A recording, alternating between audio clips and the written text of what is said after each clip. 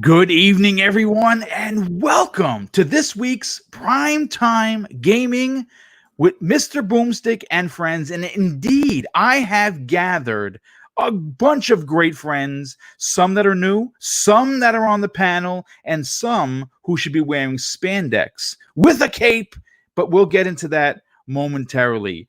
As we always do, as content creators, we are sometimes extremely fortunate to, of course, have breaking news or game releases or game demos or DLCs on the day that we're going to do a podcast. And thankfully for this show, which I hope we break records left and right once again, not only today did we get the Final Fantasy VII Remake demo for the PlayStation 4, we're getting the new DLC for the Division 2 called Warlords of New York. Now, there are some people I think that are already playing it. I think Slow-Mo Backslap, actually, a very good friend of mine and a very good friend of the community, has been playing on his PC Master Race rig. But the peasants, meaning me and everyone else who still games on console, will be playing at midnight. That goes live tonight. And we have some incredible topics, but let's get into the introductions. Now, first of all, we're going to go into the regular panel members. And when I say regular, in no way, shape, or form are these men regular. First of all, our resident Gamestop Employee of the Year, in my opinion, is not only one of the community's finest, not only is he a gamer through and through, he's someone that I call a brother, someone that I'm going to have the absolute insane pleasure of shaking his hand come E3 2020. And I, as a human being, could not be happier. Please welcome to the stage, Gaming Forte. Yo, man, what is up? It has been an amazing weekend. It's been an amazing month. It's been an amazing year so far. We are ever so closer to getting these systems in our hand. Let's cross our fingers and hope that everything in the world is great and nothing deters us from playing these new systems when they release at the end of this year. Hashtag save gamers from everything else. Yeah, man, can't wait to get into these topics. Really great panel here too, Boom. It's like I've seen all these people before. Well, I mean, listen, it's great to have. We have some new faces here. We have some returning guests, and we have everyone that's on this panel wants to be here. I will say this. Let me get out in front of this right now. First of all, you're going to see that there's a tremendous change in what I had earlier advertised. So Shady had something with a friend come up that was personal. So he's taking care of family business. Dreamcast guy, who was supposed to be on, unfortunately had something come up at the last minute, and he does apologize for him having to bow out an hour before the show went live, though at some point or another, we will have him back on, hopefully. And of course, Clowns still tending to his wife, so please reach out to that man, let him know that he's loved, he's missed, and hopefully he'll be back soon enough. And our very, very good friend, Tempest son. Let's get to this gentleman right here. Okay, Tempest son, his wife is ill, and that's as far as I'll take it. But his wife, who is a super effing trooper, made him come to this show because he was going to take off like the good husband he is. We know him as our resident MMO ass kicker with a sniper rifle. Hey, dude, thank you so much for being here. And thank your lovely wife, who is unfortunately under the weather, having you be here. Yeah, thank you for having me, and thank Mrs. Tempest. She's a trooper, man. I said I couldn't be here, but she's like, no, you need to be there. You need to do the show. You love doing it. So I was like, all right, I'll do it. It's certainly great to have you here. And of course, we have and also let's not forget him. This other gentleman is on his way. He may miss the show. He may make it halfway through. Cybernox is running late from work, and obviously work is certainly more important than a silly podcast. So hopefully he gets here. But we do have three other gentlemen, three other diehard gamers that I'd like to get to. And of course, let's get to Wilmy Hood. Now, you know him as not only being coarse, not only as being see-through, in-your-face raw, but he's one of the nicest men and most generous human beings I know. I reached out to him literally 45 minutes before the show went live, and he answered the bat signal. Wilmy, thank you once again for bailing this old man out. Well, I can't fault you for the old part. I'm catching up to you real quick, but it's always good to be here, man. I've been on, I don't even know how many shows now with Crispy and Forte and Tempest, but I finally get to meet Optimus Code. So, and we've got some really good topics. I think it's going to be a fun night. So strap in and let's do it. Well, yes, and getting to that man you know as Crispy Bomb, as the guy who will chainsaw you in half and then smoke a cigarette. Dude, again, someone I reached out to at the same time as Wilmy, who was raring to go and has bailed out Primetime Gaming once again, because obviously we had to do the old shuffle to Buffalo with certain, with some guests that couldn't be here for obviously important reasons. Crispy Bomb, once again, thank you for being here. Always appreciate working with you, and also really appreciate the banter. Well, you know, I bring the banter. That's the way I roll. But in general, like it's a great time to be a gamer, and I hope like the world heals and we all like move on, because like I've seen a lot of just craziness going on, and I'm just like I don't know, like I don't see it. So let's all relax and be ourselves.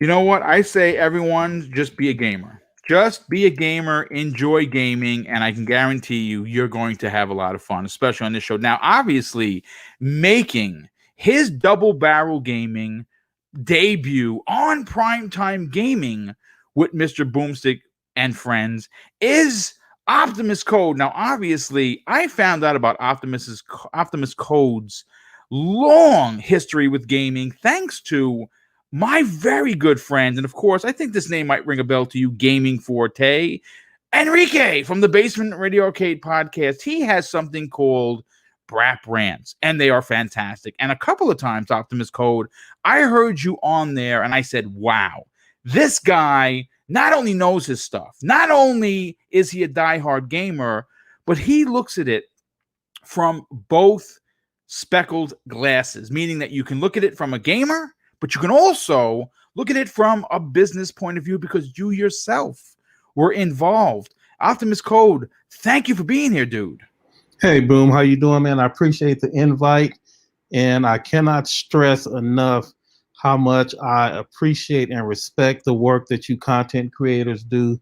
You are faithful. You are dedicated month after month, year after year to bring us gaming news and to make it entertaining. I like the show. I've watched the show before, and shout out to you, man. And I appreciate you having me here. Well, it's great to have you, and I definitely appreciate the compliment. I truly, honestly do. But you know what? Like I was saying in the opening, a lot of the times we don't necessarily get a chance to talk about current events. We talk about events that happen, but usually never on the same day. So I'd like to bring up the first topic. And as you can see by the font, it is a lot of capitals there. And I also want to bring up some pictures. Now, these pictures I took and posted on Twitter, but I decided to bring them with me to tonight's show. And these are screenshots from my PlayStation 4 Pro. And and you know what? Shockingly enough, I actually do play the PlayStation, but some people didn't want to believe me. So as you can see, I even left where it says screenshot saved in a capture gallery, just so people know that it's actually from my PlayStation 4 Pro. And you know what? I do that because there are a lot of trolls, and I love snuffing trolls. So if you've ever been one of those people that be like, yeah, that Boomstick guy, he's full of shit. He doesn't play games, especially on the PlayStation. I say SAD. And you know what that means? Suck a dick. Okay, so there's my curse for the evening. Now, let's get into why we're all here, folks. I said I'm a bad influence. I'm in it. Yeah, it's okay. Listen, it is what it is. You know, look, you got to curse. We don't want COPA. I don't want a $43,000 fine. And this show is definitely not for kids. But, you know, Optimus Code, I want to start with you because today, another Static Monday. As we know, last Monday, Phil Spencer in that blog, thanks to Xbox Wire, dropped a confirmation of 12 teraflops for the Xbox Series X, and basically it shut down the internet in a good way. Yeah. And today, out of completely left field, we knew we were getting a demo for the Final Fantasy VII. We just didn't know, and this came. And I gotta tell you, I played through it. I already have mine ordered from Amazon. If you're new to the channel, I want to say welcome. And if you don't know my Final Fantasy VII history, here's a quick story. Growing up, obviously, when I was a rookie police officer, I wound up getting hurt. I got hurt in the line of duty wrestling with someone that was on drugs. I wound up blowing out my knee. Didn't need surgery, but I hyperextended it. So I was home. I was home out for a couple of weeks. At that particular time, Final Fantasy VII was released in Japan. So I ordered it. I ordered that, and I believe it was Castlevania Symphony of the Night. I ordered both of them. And if you can believe it or not, because my brother Neo Mental, who's talked about this live on the air, can attest, I beat it in Japanese. And how I did it was I beat it in Japanese. And how I did it was I had about 2,000 papers from we used to have to print out from my old printer. I don't know if it was the Commodore 64 or whatever it was that printed out all these from the it was FAQs from online, back very early online. And yes, I beat it in Japanese, and then when it released again in America, I beat it a second time. And that's what I intend to do with both of the versions. Obviously, I'm going to play it on the PlayStation 4 Pro, and then when it comes out next year for the Xbox, I will be buying it and playing it again. But Optimus Code, did you get a chance to see what I think is not only a remake masterpiece, but I think it's going to be well worth the wait of 5 long years to finally play this game? So, yes, I did get a chance to download the demo and play it. My grandson's actually upstairs playing it right now, and I hear him in the background screaming and jumping up and down. I love it. Yeah, I played through like all the little cutscenes, and we were on the train. And as soon as we jumped off the train, I don't know, I took maybe 10 minutes just walking around the train, looking at the detail and comparing it to the older version. I fired up the other version on my Xbox, and I'm just looking at how far gaming has come since the original release in '97. And I think it's fabulous. I agree with your sentiment. The demo is incredible. I mean, look, let me just say this. Again, depending on, I just want to kind of just put this out there. This is not your Kid Brothers Final Fantasy VII. There are a significant amount of changes. Yeah. And if you're looking for the run into someone and it's you lined up against a bunch of bad guys, it's not the same Final Fantasy VII. I'm going to be honest with you. I thoroughly and really enjoyed the demo, but there is a bit of a learning curve, especially now, when you do the attacks, because the attacks in Magic are you can swing your sword as much as you want, but if you want to do like a drop a potion or something, you have to hit the X button and it brings up the menu, and it kind of slows everything down. So it's in real time, I suppose, where you can go and you can do a super attack. I am gonna say the only big disappointment for me, that I know they're going to be great. I know that Knights of the Round is going to melt my brain. I can't wait. That was one of my favorite materials of the whole game, Knights of the Round. Hades was another one that was fantastic. Uh-huh. We didn't get a chance to see one in action. I gotta be honest with you, Square. If you're listening, man, did I want to see at least the Cheapy Charlie one, but we didn't. Let me ask you something, because what you said is just like a lot to unpack with what you said. So am I safe to assume that you only tried one of the 3 combat options? Yes, I did not realize that there was the 3 options. We see that's what goes to show you. Yeah, so they like right when you start, you can pick classic, you can pick the current, and there's another one. Okay.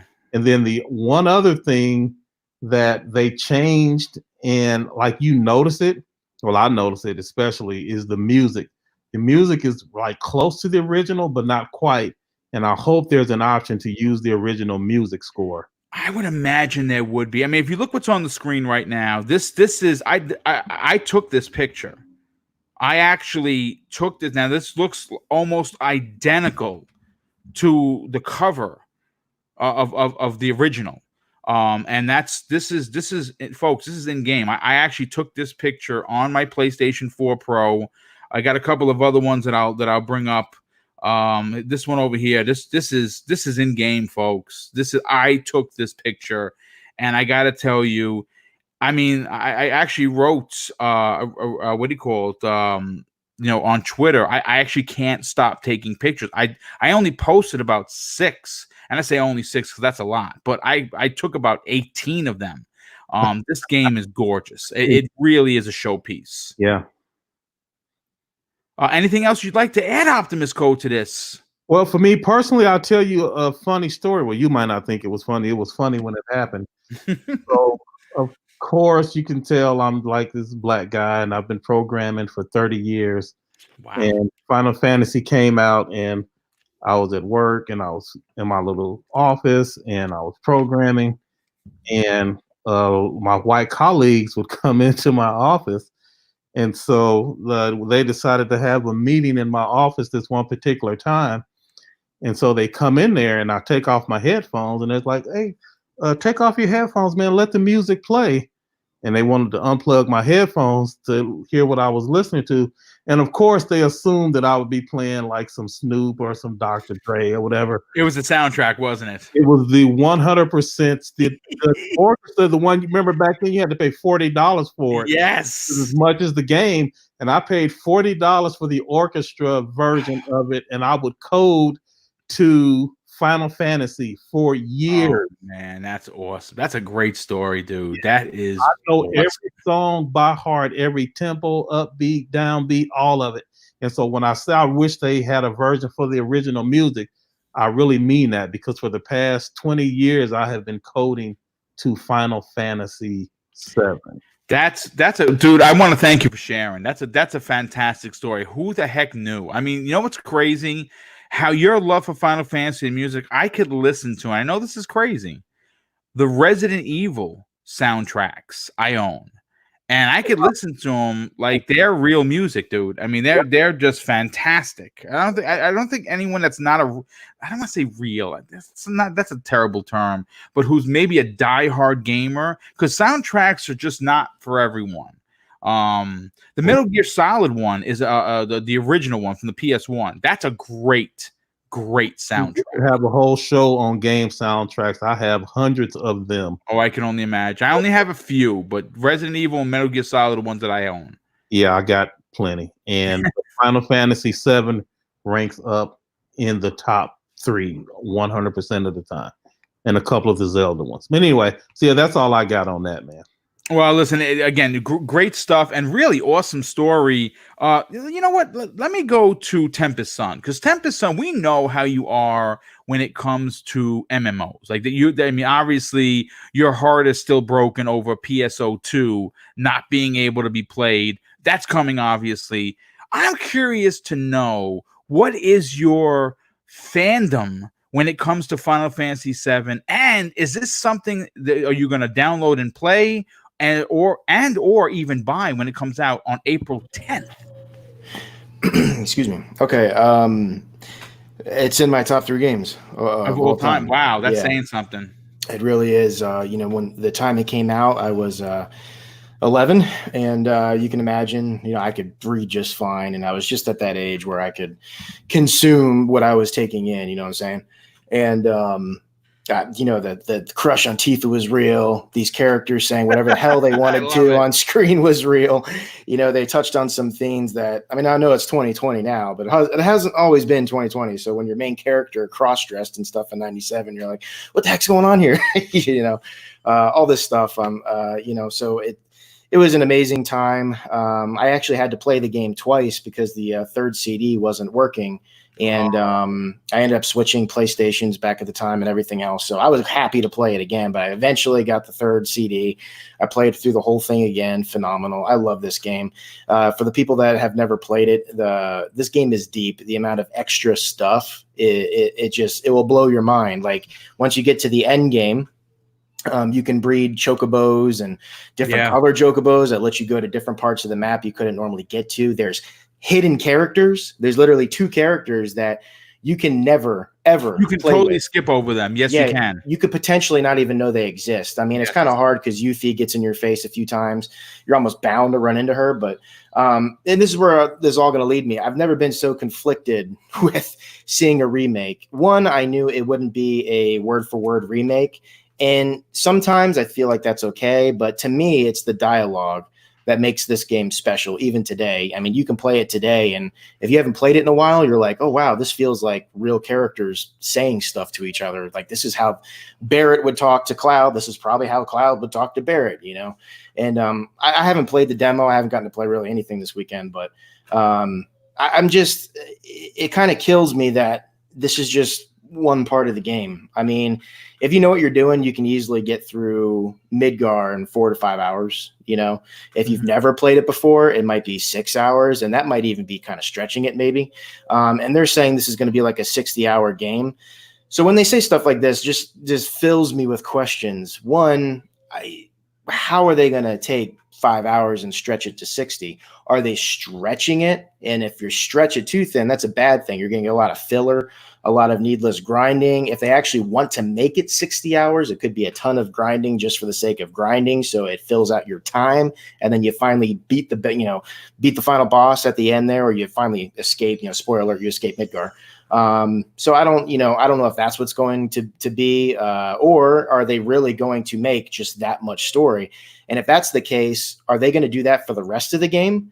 Because the real game, the full game, is like a 50, 60-hour game, easy. And that's with you just almost making a beeline through the story beats. Yeah. So is this going to be 7 games? Is this going to be 8 games? I just don't know where they're going for it. I don't know the final price. To me, there's no price too big. But then I'm not going to lie to you. It is a little irritating knowing PS5, including PS5. I'm not just sounding like an Xbot here, but seriously, PS5 or Xbox, Series X, this thing's going to be exclusive for a year. There's also so much coming out. It's like, do I wait? I'm probably not going to be able to wait. I'm probably going to cave and play it. Let's be honest. But it's just, it's just kind of frustrating. And I almost hope that it just being Midgar doesn't hurt the game. If they manage to take this 5-hour chunk and turn it into a real full game that does not feel like filler, that doesn't give you an endless grind, if it manages to do all those things, then my hat's off to them. And I'll say they are masters of their craft, because I don't know. It just seems like it's almost an impossible task. I hope they pull it off, because like I said, this is in my top 3 games. I love the original. I love it so much. It's one of those rare properties where when you hear it's being remade, you stick your whole fist in your mouth and bite it. You're like, oh, like, do I want them to do this or not? On one half, you're like, please, please, please. The other half, you're like, don't screw it up. Just don't screw it up.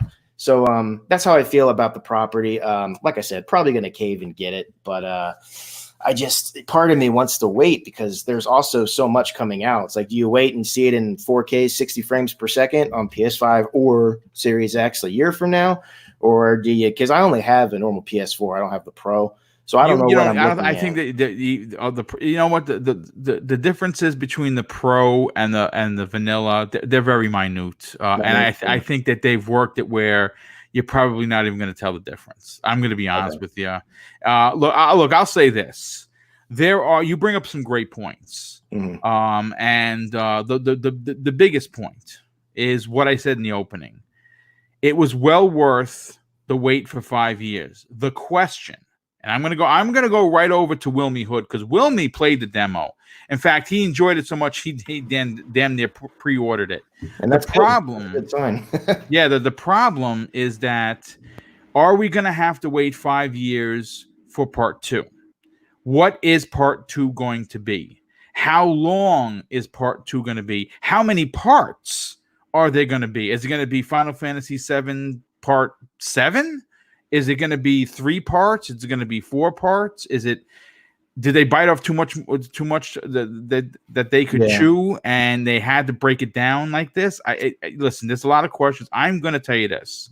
The final product that I played today was fucking amazing. Pardon my French. So let me go to Wilmy Hood. Wilmy, you obviously played the demo, and obviously you enjoyed it so much that you pre-ordered it. Do you? But though, with that said, you're going to play it because you are a gamer, and you own everything. So just like myself, I don't own Stadia, you do, but you own everything. You play on everything. Besides what you played, so I have 2 questions for you. Did you enjoy it? Did you think what Square Enix has done has really raised the bar? And do you have any concerns for how long part 2 is going to be? I actually had no intention of buying the game, but I kept seeing everybody, mainly you, sharing screenshots of it. So I decided to download it because I've got so many other Damn games. you, Boomstick. And so I downloaded it and I played it, and I was really shocked. I truly was. I played the original and I was in awe, just walking, kind of like you did. I walked around more than anything at first. I like what they did with the combat. I mean, it was a trip down memory lane, but in a good way. Yeah. I mean, I do agree. Somebody just said in the chat, I think Barrett was a little overly dramatic in the demo, but he's just one character. I like the way you can switch between characters. Yes. And I just like the real-time combat. I'm really not a fan. I kind of grew away from the turn-based type thing. Okay. But man, I can't wait to be able to play it in April. I hope it's not another 5 years. Hopefully not. So I guess we're going to have to wait and see, but I don't know. And I'm going to be honest. I don't remember a ton about the original game because I've played thousands of games since that one. So I don't know. I'm hoping if they put that much time and dedication into this one, into what we played as the demo, my hopes are pretty high for it. So hopefully we're not going to be disappointed. I mean, listen, from the small snippet, when I say small, I mean, if you really want to stretch this out, you could probably play 1 through, if you're looking at every nook and cranny, if you're taking pictures like I did, if you're stopping to smell the roses, you could probably squeak out an hour and 45, 2 hours for the demo. You do get one big boss battle, which is difficult. I died numerous times. It's like, my God, I don't remember it being this freaking hard. Maybe I have old man skills now. I don't know. But I did not realize that you can put it to classic, because even though I like the new school, action, I kind of like the old school action too. So I might have to try it one way. I think what I might do, just so it stays fresh in news, I might play it on the PlayStation 4 in classic view, and then when it comes out on the Xbox, to kind of give it a different flavor, even though it's a year later, so I'm going to be raring to go, I might play it in the action one, which is the one I was playing it in. Gaming Forte, let me go to you, dude. Obviously, this is not only a big news for gamers, this is great news for Sony fans, because quite frankly, there hasn't been a lot to talk about. And again, let's not get into the freaking weeds about what you guys have coming out. We know, because I'm buying them all. But to be fair, there just hasn't been a lot of fanfare lately. And I got to be honest, this was a real nice shot in the arm. The demo was very quality. I think it's going to get a lot of people to buy it. People that weren't sure, like Wilmy, were like, I don't know. And they see screenshots and they're like, that really can't be the game. And then they play, like, holy shit, that's the game. I think they're going to win over a lot of people. Did you get a chance to play it? And or are you getting Final Fantasy VII on April 10th? I have the first class edition on pre-order. Really? That's the one with the bike, right? Yes, it is. Oh God, that is pre-orderable on the Square Enix store, and I found out you couldn't do it in stores. You had to go to their website to get it. I just went and plopped the $329 down, man. This game means so much to me, just because it was my first Final Fantasy. It was my first introduction into like just RPGs in general. Oh wow, JRPGs. I remember everything about this game. So when I booted up the demo, and shout out to my boys on Facebook, man. I was asleep, and my daughter gets up to go to school, and she came in to say bye to me. It was like 5:45 in the morning because her school starts at 6:25, so she had to get on the bus. So she comes and says bye to me, and I say bye, and I look at my phone because as you wake up, you always look at your phone. I always do, like a robot. And I see a whole bunch of notifications on my Facebook feed of a whole bunch of my friends saying Final Fantasy demo available. I'm like, what? Instantly waking up. And I started tweets like, well, I guess I'm not going back to sleep until I guess I'm not going to sleep until I get home tonight after the show, because I had to be to work at 9:00 in the morning. So of course I log into my PlayStation, had to do an update because God knows the last time I turned that thing on. So I turned on my PlayStation, had to download 2 updates to get up to date to play the game, and then I had to install it. And let me tell you, man, the 45 minutes I spent with that demo was, oh man, I was blown away. Like, I got a chance to play it in August last year. Oh, but that's right, you did. Yeah, I got a chance to play it in August last year, so I knew what I was like in store for. But it looks like they even did more polish to the game over the last 8 months. Were you as taken aback as I was with some of the cutscenes? Like my jaw was open, dude.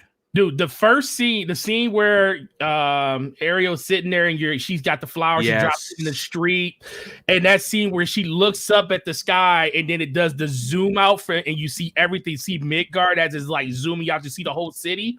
I remember like vividly what that looked like on PS1, and seeing just that breadth and scope, like as they're zooming out like they did in the original, you see individual like buildings. Well, you saw like the highway, right? Like you saw the cars moving. Yeah, and you saw people walking inside of buildings and through the windows and stuff. I was like, dude, this is incredible. This is so sweet. And I was like, man, this is next level. Like, this is what I want when I kept saying all these years, before they even announced that this was a thing, I kept saying, if Square Enix wants to make a huge comeback, remake Final Fantasy VII and just print money, because that's basically what this is going to be. It's going to do, for free. That's all they're doing.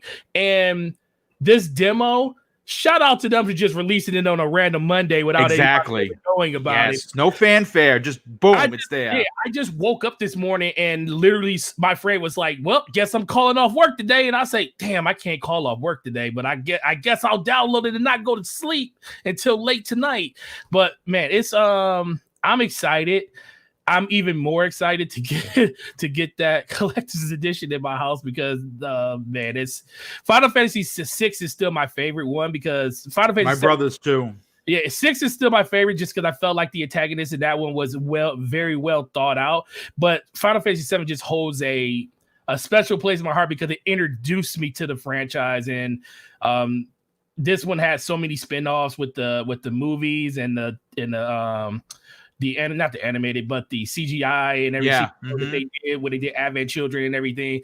It was incredible. I got to get back in there. I did play it in classic mode because I was like, I'm playing this in classic mode. I do agree that you probably should definitely try action mode, because action mode, especially if you played the Kingdom Hearts series, it's kind of plays out like that's that. A great point. Great point, dude. Yes, it plays just like that. It plays just like Kingdom Hearts in action mode. So that's what I think I'm going to probably do the first time through, because I can see myself playing this like 5 or 6 times because I'm definitely, Oh, man, that's definitely great. not waiting because of course I bought it already.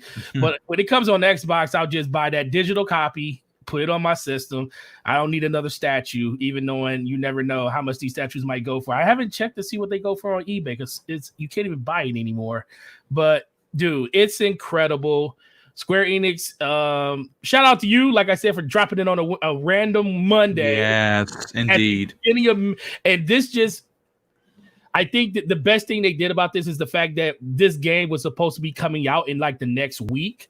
And they were like, well, since we pushed it back, we're going to allow you guys to get a chance to play it. And make sure you download the demo before, I believe it's May. If you download it before 15th, I think it is. May 15th, you get the exclusive what's the name in the game. So make sure you do that. So you also get a theme for your PS4. Yeah, you get the theme for your PS4. So even if you're not interested in the game right now, download the demo just so you have access to that stuff in the game when it finally does release. I'm just excited, man. When I saw you changed it up in May, I kept seeing the thing you kept saying, if something big happens, I'll change up the notes and we'll act accordingly. And then as soon as I saw this drop, I said, well, I already know what's going to happen here. Listen, dude, I've loved this game when I didn't even understand what the hell was going on. You understand what I'm saying? Having to read off of facts, off of like yellowish paper back in the days. You know, when we wrote on scrolls. That's how old I am. Yeah, the only other thing I'll say is I kind of agree to an extent with when he was talking about just how much massively big they're making the game. You know, Midgar was a pretty nice sized part of the original game, but it wasn't 60 hours long. The only thing I can see really happening is them fleshing out some of the story components. Like, I think there's going to be a lot of character development that's a great point. Yeah. In the original game, like, you know, building the characters, you kind of did that throughout the game of Final Fantasy VII. By the time you got halfway through it, you really cared about everybody. I think they're going to find a way to make you care about these characters in this first. I mean, they have to if it's going to be 60 hours long. They're going to have to make you care about them. I think they're going to really dive deep. I can see them actually going back in a little bit back in time to when Cloud, you know, when he first signed up with Soldier and everything, and you're probably going to get parts of that in this. It would be great if they really went into the backstory of him and a few of the other characters. And again, we're saying it like, oh, stretch it out, and that's kind of like a bad way to. What we're trying to, I think, what we're all trying to say is that we're all fans. We love the original, and we're all excited to be playing this. It would be great if they took the time to really flesh out a lot of the characters that were thrown into the mix with very little fanfare or backstory. And this would be a great opportunity. And again, we say, well, some people are going to say, well, they're just stretching it out to make more money. And I guess I could see the point, but I think if they're going to tell tales that were never told before, I don't necessarily think they'd be looking to stretch it out. I think they're looking to just add more to the lore. Yeah, and I think the last thing I'll bring up is the only thing I really kind of I'm not even really worried about it. I just want to know how the transition is going to happen. There's a distinct end that I believe is going to be for this first game. I believe what it is, and I don't want to say it because you know we're on the same page. But once you leave Midgard, that cutscene that happens in between Midgard and the next town you're in with the whole situation with my man that name's unquestioned right now, if you ain't played the game, that is going to put such a cliffhanger for a lot of people that didn't experience Final Fantasy VII the first time around.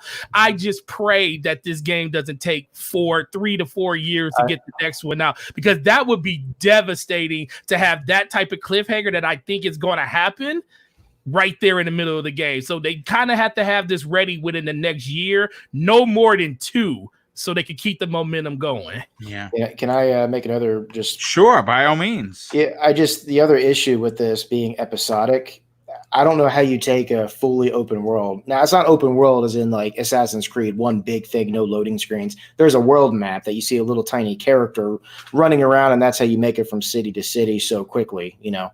But I don't see how you turn that episodic. That's what I have a hard time wrapping my head around. I just don't know. I don't know how you do it. Like on the next game, eventually, by the end of the game, you have free reign. You have an airship. You can go wherever the crap you want. Yeah. So, I think it's going to be. I think it's episodic in just the base of the way that they're building the game out. I think once the second part comes out, you'll still have access to the first part of the game. Still, it would just expand on the world, and by the time the third disc or whatever the third version of the game comes out, you'll have pretty much the whole game to your disposal at that time. I just think they're rolling it out episodic just to say that we're working on this game in 3 pieces instead of just 3 separate games. I guess. I mean, there's items that you can get pretty early in the game that have usefulness to them by the end of the game. Exactly. So I don't know how they're carrying all that over. That's what I mean. There's just too many questions, and when I look at it as a whole, if you make the world map look decent enough, I don't know how they're going to do that. That'll be the first time I've seen an old school overworld map like that, like what you see in the Tales games and what you see in the older Final Fantasy games. I wonder how they're going to make that look. That'll be interesting to me. But when you take that, I don't see why they couldn't have just followed the story kind of like how it was, because to me, it's impeccable. I mean, I might be a fanboy of it, but it's impeccable to me. I feel like they really could have made one big game. That's my personal opinion, but I mean, who knows? Maybe I'm wrong. Maybe this thing will blow my socks off and I'm like, dude, make 10 of these, Yeah. Well, we're definitely going to see Crispy Bomb. See, what a lot of people don't know about Crispy is that he loves Gears of War. And I think that's very apparent. But what a lot of people don't kind of walk through the weeds and know about is that this guy has PlayStation blood that runs really deep. Now, before I get into your point of view on Final Fantasy VII, I have to thank CJ the North Star with the outstanding and very generous $5 super chat. And he says, "What's up, Boomin' Panel? Just dropping by to show support." Well, thank you for being here, dude. And of course, thank you for your outstanding generosity. Now, obviously, Crispy, a lot of people don't know this about you. You have some serious PlayStation ties. So when you say Final Fantasy VII, that obviously does mean something to you. Are you going to be someone that reaches out and buys Final Fantasy VII because you can't wait? Or are you going to be playing other games and waiting for this to release on the Xbox One X and Series X when it comes out next year? Crispy, are you there? Uh-oh. In the bushes. In the bushes. He went out and smoked that cigarette. We're gonna order him that shirt. Order in the bushes. Yes. In the bushes shirt. Order it now. All right. Well, listen, you know what? As we wait for Crispy Bomb to come back, maybe he stepped away and I just missed it. Look, I'm going to say this. I had a lot of fun, and because I did not even realize, sometimes I don't read the fine print. Maybe that's an old man thing. I don't know. What I didn't realize that you could play this in 3 different modes. Now I have to play the demo at least 3 times. I have to play. Boom. Sure. So, Wilmy has suggested it. Well, he implied it. I want to ask the question more directly. Who do you guys think this game is for? Do you think it is for the fans, or do you think it's for the new kids and the new? I think it has to be for the fans. I do. That's a great question. We'll touch on that, because I think that, look, there are a lot of the younger generation that probably have never even heard of a Final Fantasy VII, right? They're like, oh, those graphics are shit. I'm never playing that, right? Because it's available everywhere. Even it's available on your toaster, right? The Final Fantasy VII. This, I think, appeals to the. I mean, because you got to remember the age of the gamer isn't the 16 and 17-year-olds anymore. It is the guys that are 20, 30, 40, 50. Like, I'm going to be 50 this year, and I'm still playing games, and I'm never going to stop. So I don't know. That's a great question. Wilmy, what do you think about this? What Optimus Code's question? Who is Final Fantasy Remake for? I think it's a fan service. Yes. I think a lot of the fans have just, mentioned it so many times that they decided, and of course money, I'm pretty sure was a huge factor in it. But they knew they could make money on it. So they put a team together and said, okay, well, let's give the fans what they asked for. That's a great point. What about you, Tempest Son? Do you think this is fandom, or this is a little bit of both money and fandom? It's a little bit of both. I think this was a guaranteed 1.5 million sales, maybe more than that, of just the I hardcore think this is going to fans sell that- 5 million copies. No, I know. I'm just saying of just the people that played it in the past and are going to buy it no matter what. No matter what it is, they're going to buy it. I think that was an easy foot in the door. Also, it's great source material. I mean, let's be honest, not everybody likes everything you make. I mean, Final Fantasy 15, some people liked it, some people really, really, really didn't. I didn't like it at all. Yeah, there you go. You made my point for me. So, I mean, you do like 7. So I think it was just easier for them to take it. I mean, I know you got to treat this thing with loving care and you could screw it up. I get that, but good source material is good source material. I mean, they know they have to remake everything, but just like, Resident Evil 2 remake, they had a template there that they could follow and they had something to work off of. So I think it was an easy, guaranteed, huge crowd from us, the people that played the original. And let's be honest, they're taking this one section of the game, making a whole game out of it. It's not a discounted game. It's the full $60.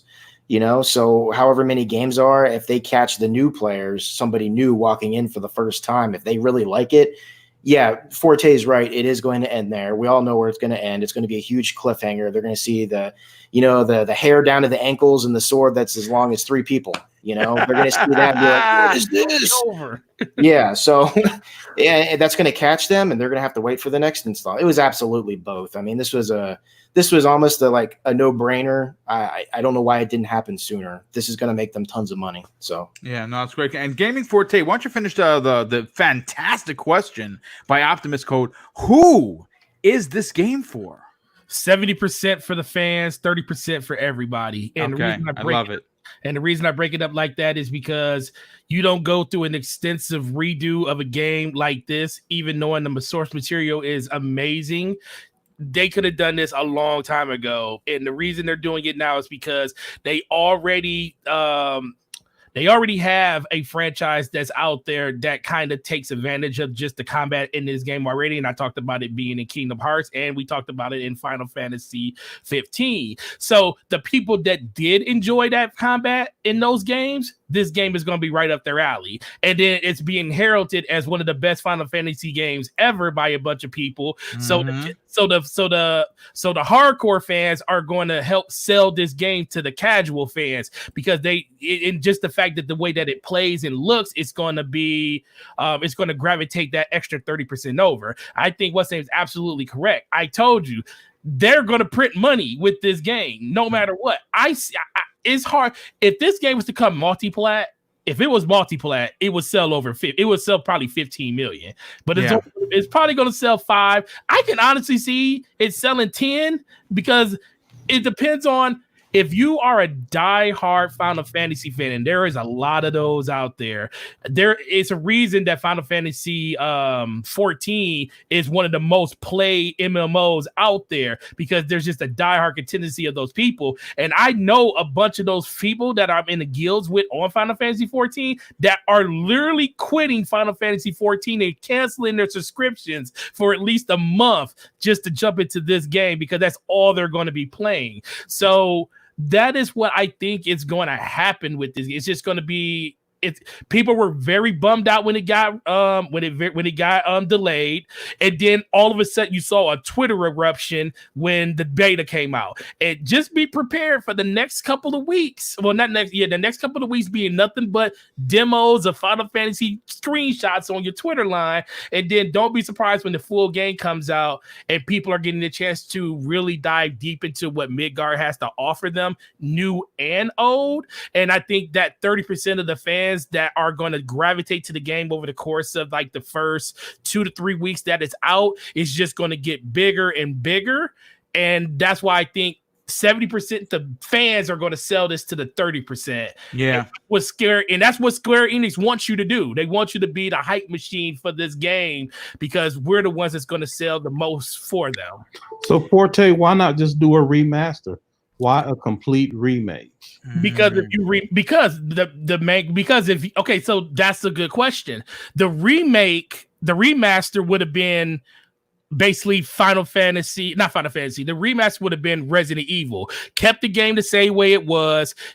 Keep the tactical style, keep the turn base, just up the graphics, completely redo all the structures and stuff. But you're basically just leaving the same gameplay intact. You're probably just adding a couple of extra little things for good measure. Yeah, updated assets. But Updated assets. They'll do all that for a remake. The remaster part, the remake part of it is the Kingdom Hearts side of it, the Final Fantasy 15 side of it, the people that grew up playing those games, and that's the main reason they gave you the 3 combat options. Yeah, for classic and for the you want to play the classics there for you do. But how many people nowadays are going to play in a classic if you're a person that came from Final Fantasy 15 or 14, or you play Kingdom Hearts? Those people are used to playing in nothing but action mode. So they had a great opportunity to introduce the game to not a bigger fan base, because 30% of those people probably never seen what Final Fantasy 7 ever was. And like Boone said, the game looked horrible. You could play it on your refrigerator if you got a smart one. So that's why I think the remake happened, just so they can add different gameplay mechanics in the game. The way, not just the mechanics, but the way you actually play the game itself. And that's where the remake part of it came in.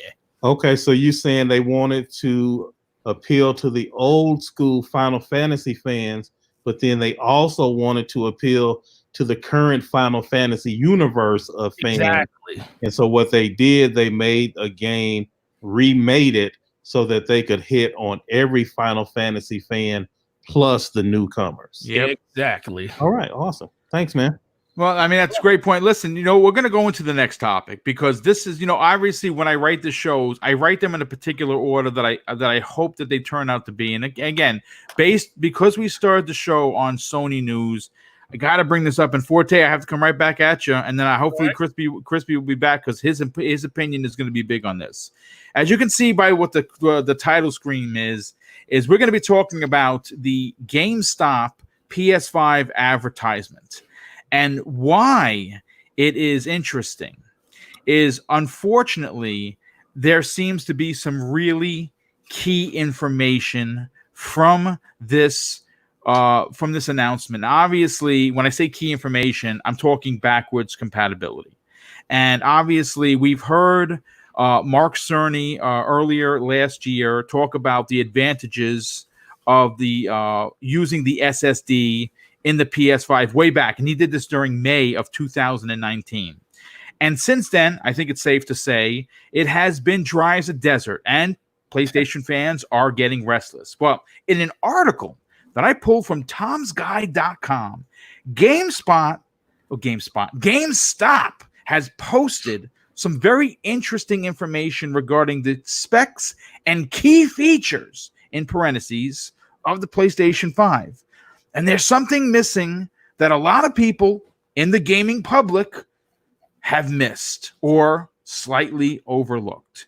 Here is the GameStop official statement. On the sign-up page to be notified about pre-ordering the PlayStation 5, GameStop states the following. While the world eagerly awaits to get a look at the PlayStation 5 hardware, Sony has revealed what's under the hood, and there's no shortage of horsepower. And this is the bullet points. Full 8K TV support, bespoke 8th core AMD chipset, 3D audio, built for purpose SSD storage, backwards compatibility with the PlayStation 4 games and PSVR hardware, ray tracing capabilities. Now, at first glance, you may not notice the biggest aspect of this topic, but I'm going to point out, not only may this be a change in direction for Sony, it will be a key feature missing from the PlayStation 5 that many in the community have been asking for.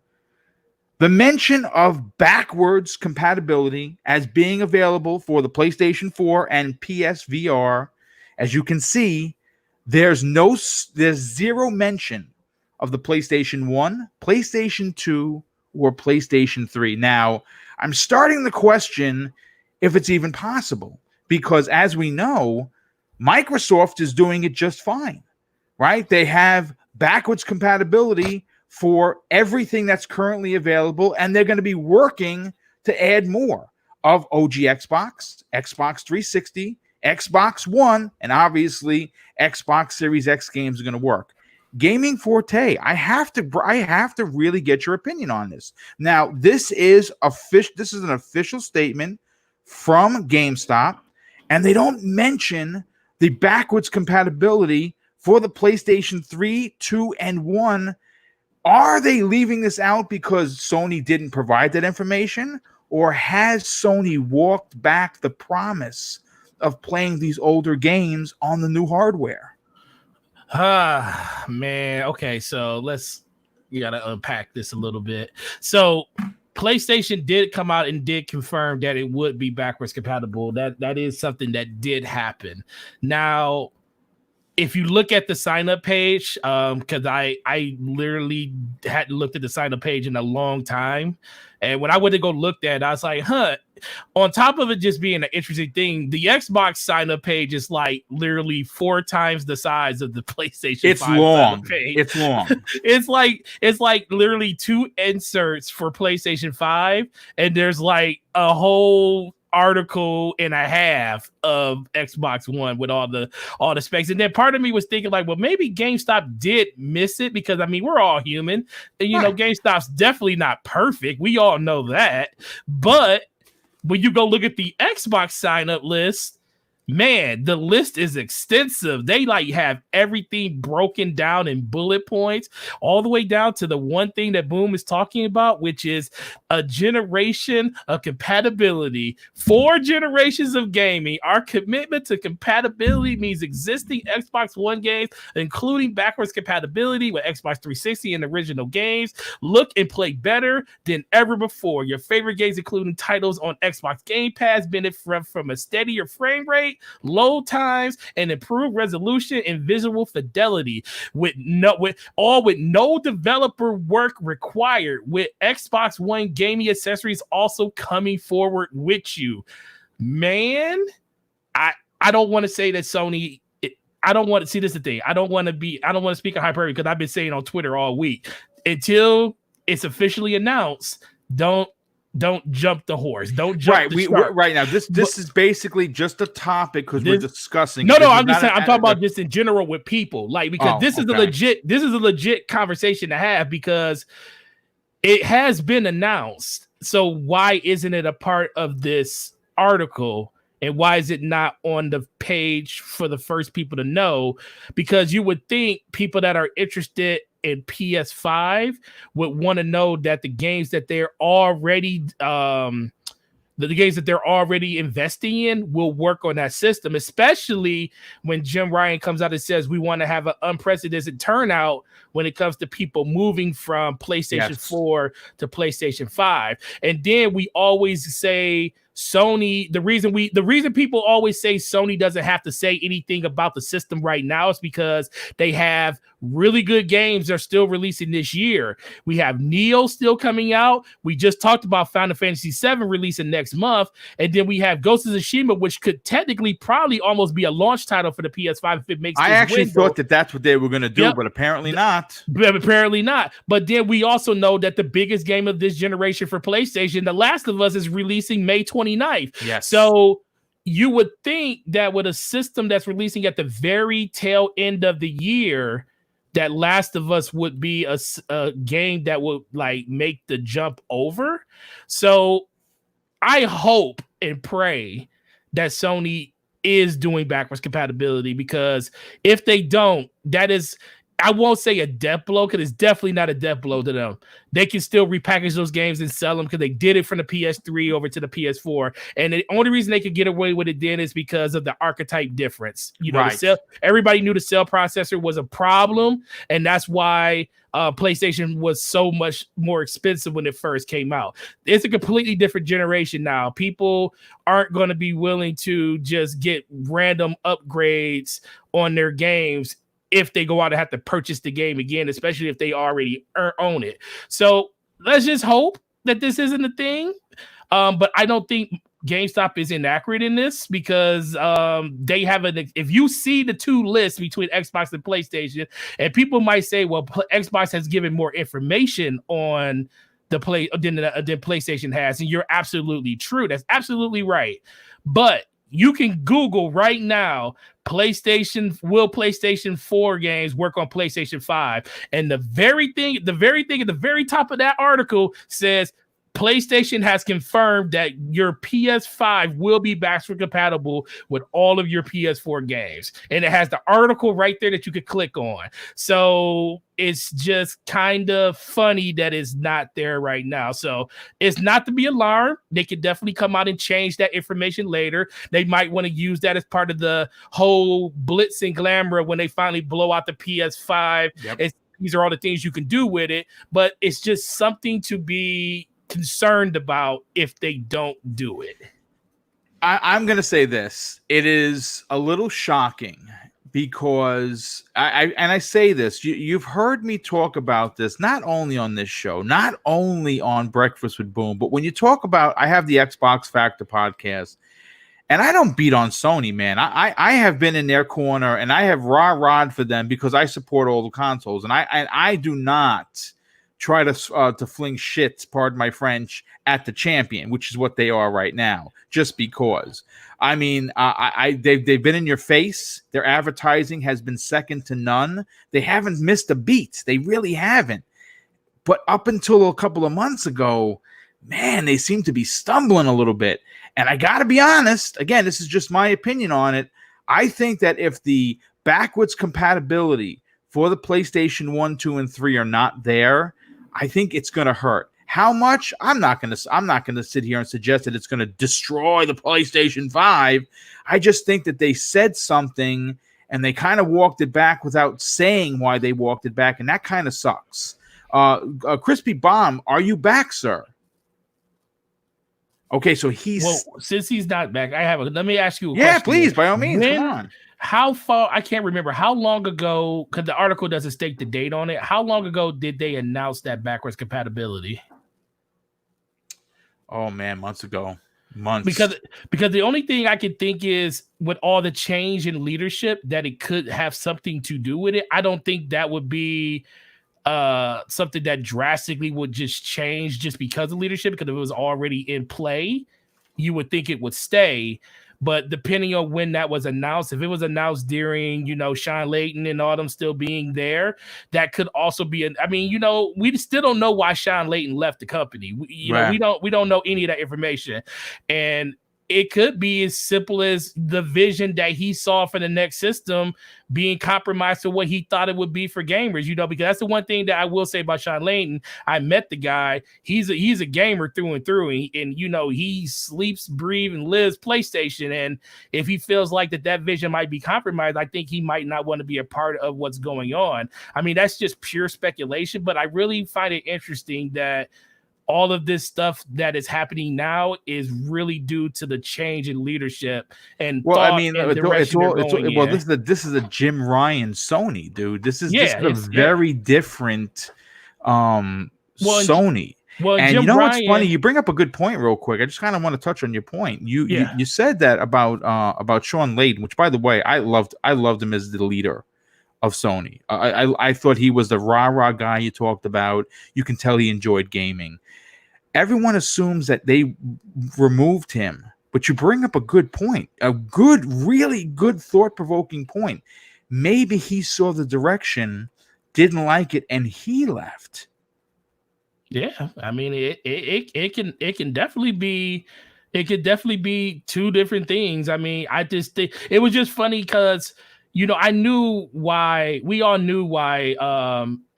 Boyles, we know why they left. We know why Andrew House and them left. But it was like weird when Sean Layton left, and we was like, man, that's kind of crazy. And then, but I don't know. It's just all speculation, and you really don't want to throw speculation into some factual thing because you don't really know about it.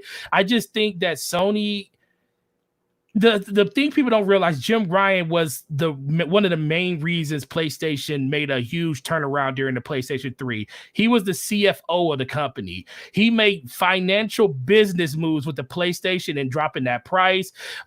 He was instrumental in getting PlayStation Plus out there to people, because those are all things that he financed through PlayStation to get into the gamers' hands. And I can also see being the head, like you said, Jim Ryan's PlayStation, it could be a situation thinking of it as a CFO. Like, why would we make all of our PS4 games available on PlayStation 5 when we can? People will literally double dip our games, and they will buy the game on the PS5 if we give them a good enough reason. And stuff like that. Maybe not at a full $60 price. Maybe they'll upgrade it and say $29.99. It could be like they do their PlayStation Classics and stuff, because they always do greatest hits and they make them $19.99. Let's say all those games that are backwards compatible, they just convert them over to PlayStation Classics. And then if you want them on your PlayStation 5 with all the glitz and glamour, you pay $19.99. Some people will be super upset at that.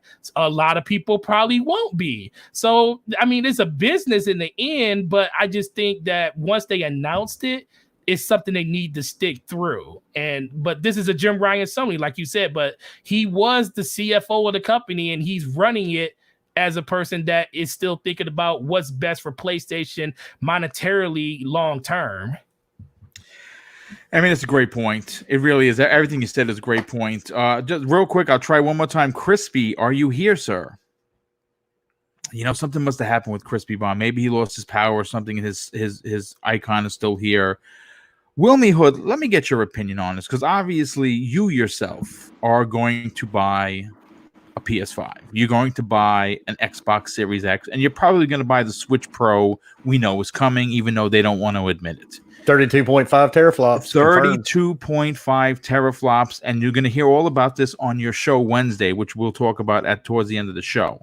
What are your thoughts on Sony talking backwards compatibility for their entire catalog, which would have been amazing, and then dead silence, and in an official form, an official written format from Sony that was given to GameStop regarding the reserves and the information that they're providing?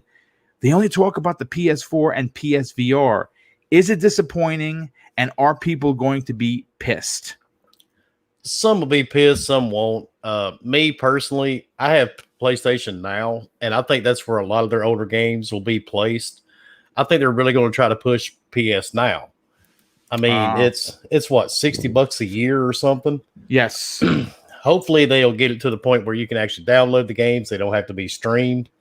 But I think they're going to just make it back compatible with the PlayStation 4, and everything else they'll just stick on PS Now. To me, I would like to see it be backwards compatible, but if it's not a huge deal. There's only a few games that I really go back and play anyway, because you and I have had this discussion several times. Sometimes nostalgia is not the greatest thing in the world. Yeah, when it comes to gaming. But I do use it on my Xbox from time to time. So, but I don't think it's going to be a deal breaker for Sony. But I'm still ordering mine regardless. So yeah, I mean, well, that makes two of us. Yeah, absolutely. Yeah, but I think that's mainly the issue. They're just going to push everything over to PlayStation Now and just have it, kind of like Game Pass. And I mean, it'll make it cheaper on their end as well. No, it certainly definitely makes sense. Optimus Code, I want to get your opinion before I get your particulars. I have to thank Face23BKNY with a $5 super chat, and he says Sony never mentioned back compat with every gen of PlayStation. Just no. Hold on a sec, there, dude. Yes, they did. They talked about backwards compatibility to their older titles, not just the PlayStation 4. They mentioned that. I mean, Forte, am I crazy? Okay, maybe. Okay, well, you know what? Let me Optimus Code. Let me get your opinion on this. Okay. No, I don't know if they. I know they did PlayStation 4. I need to Actually, I'm about to I have to look. right I have now. to look into it because I know they did say PlayStation 4. He might be right about all the other ones, but that's why I only said PlayStation 4 because that's the relevant one right now. And we all know the backwards compatibility only really matters at the beginning of a gen, but I just think with the amount of games that Sony has coming out this year, to not have backwards compatibility to at least those games. And I do remember them saying on a case-by-case basis, some games may not be backwards compatible.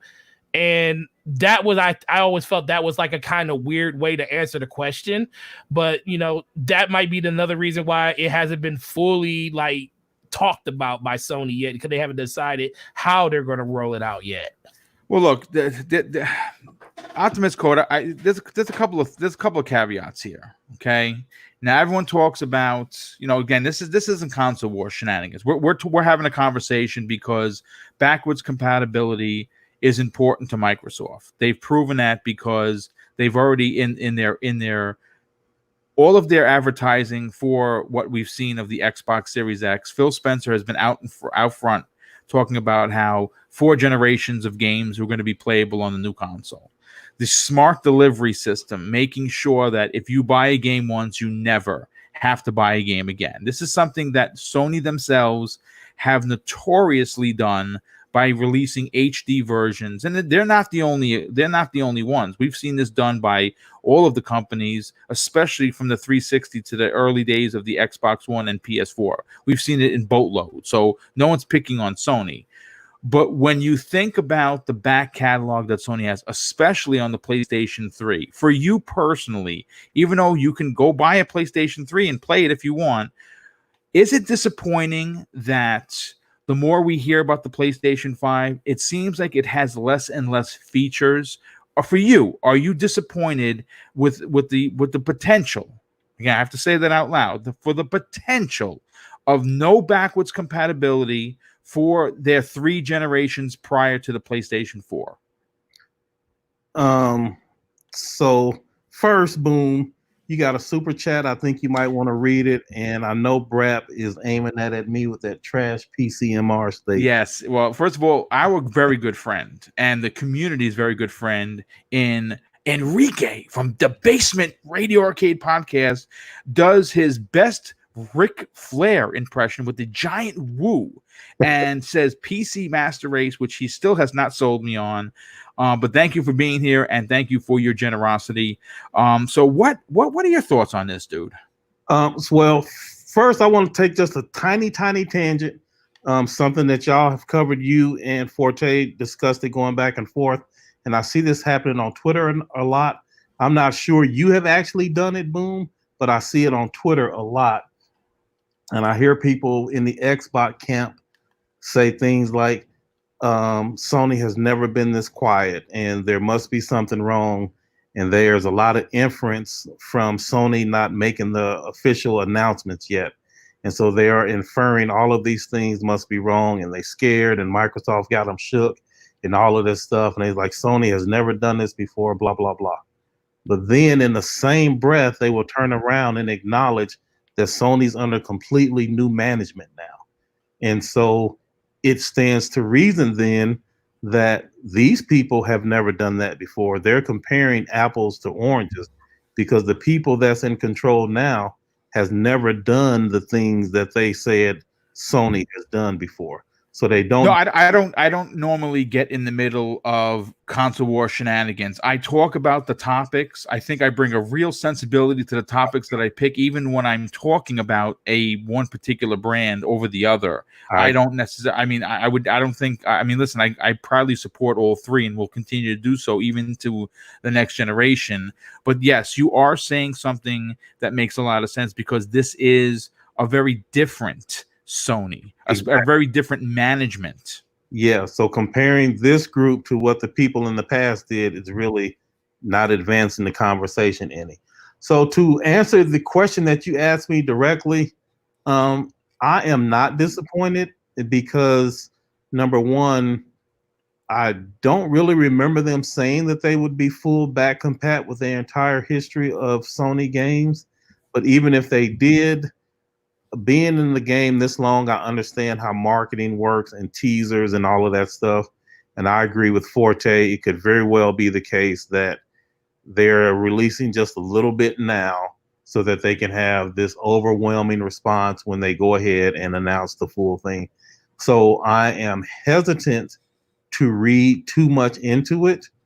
However, the point of your question, though, say this is the final and it's not available from PS3 back. If it's only PSV, PS4 forward, would I be disappointed?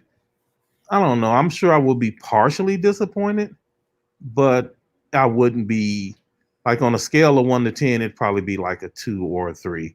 Okay, I mean that's fair. That's fair. Like it. You know, I want to go to Wilmy. Wilmy, I talked to you about this yet? Oh yeah. Okay, yes. I'm sorry. I lost my chain of thought. And the reason why I did is Tempest Sun. I have to read something. This is why I do these articles. This is why I write so many show notes.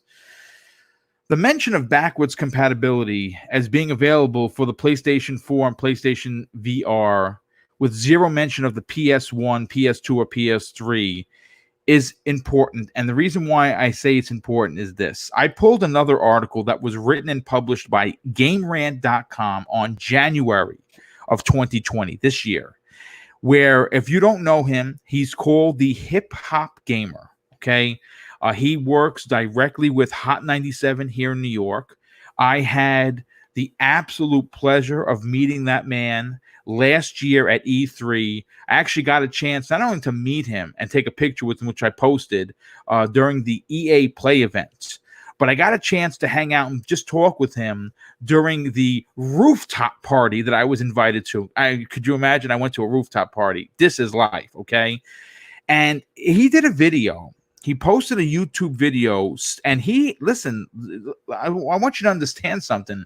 The Hip Hop Gamer is legit. Not only is he a gamer, not only does he own everything, but he knows people in Sony. And I'm not talking about like lowly programmers. I'm talking about like he knows high bigwigs. Whoa. And all this programmer slander, Boom. I knew that was coming. I apologize immensely, my friend. That's certainly not meant for the lowly program. I actually meant to say testers, not programmers. But yes, sorry about that. I apologize. But he did a pretty big video where he confirmed that we would get more information on full backwards compatibility on the PlayStation 5. And he said directly that it would involve the PlayStation 1, 2, 3, and 4.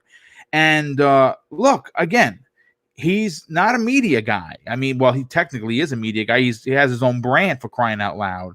And he posted a video. And again, it's not the end all, if you will, but he does know people, and he has said it publicly numerous times. Now, granted, if I have maybe overstepped and took his word as gossip, then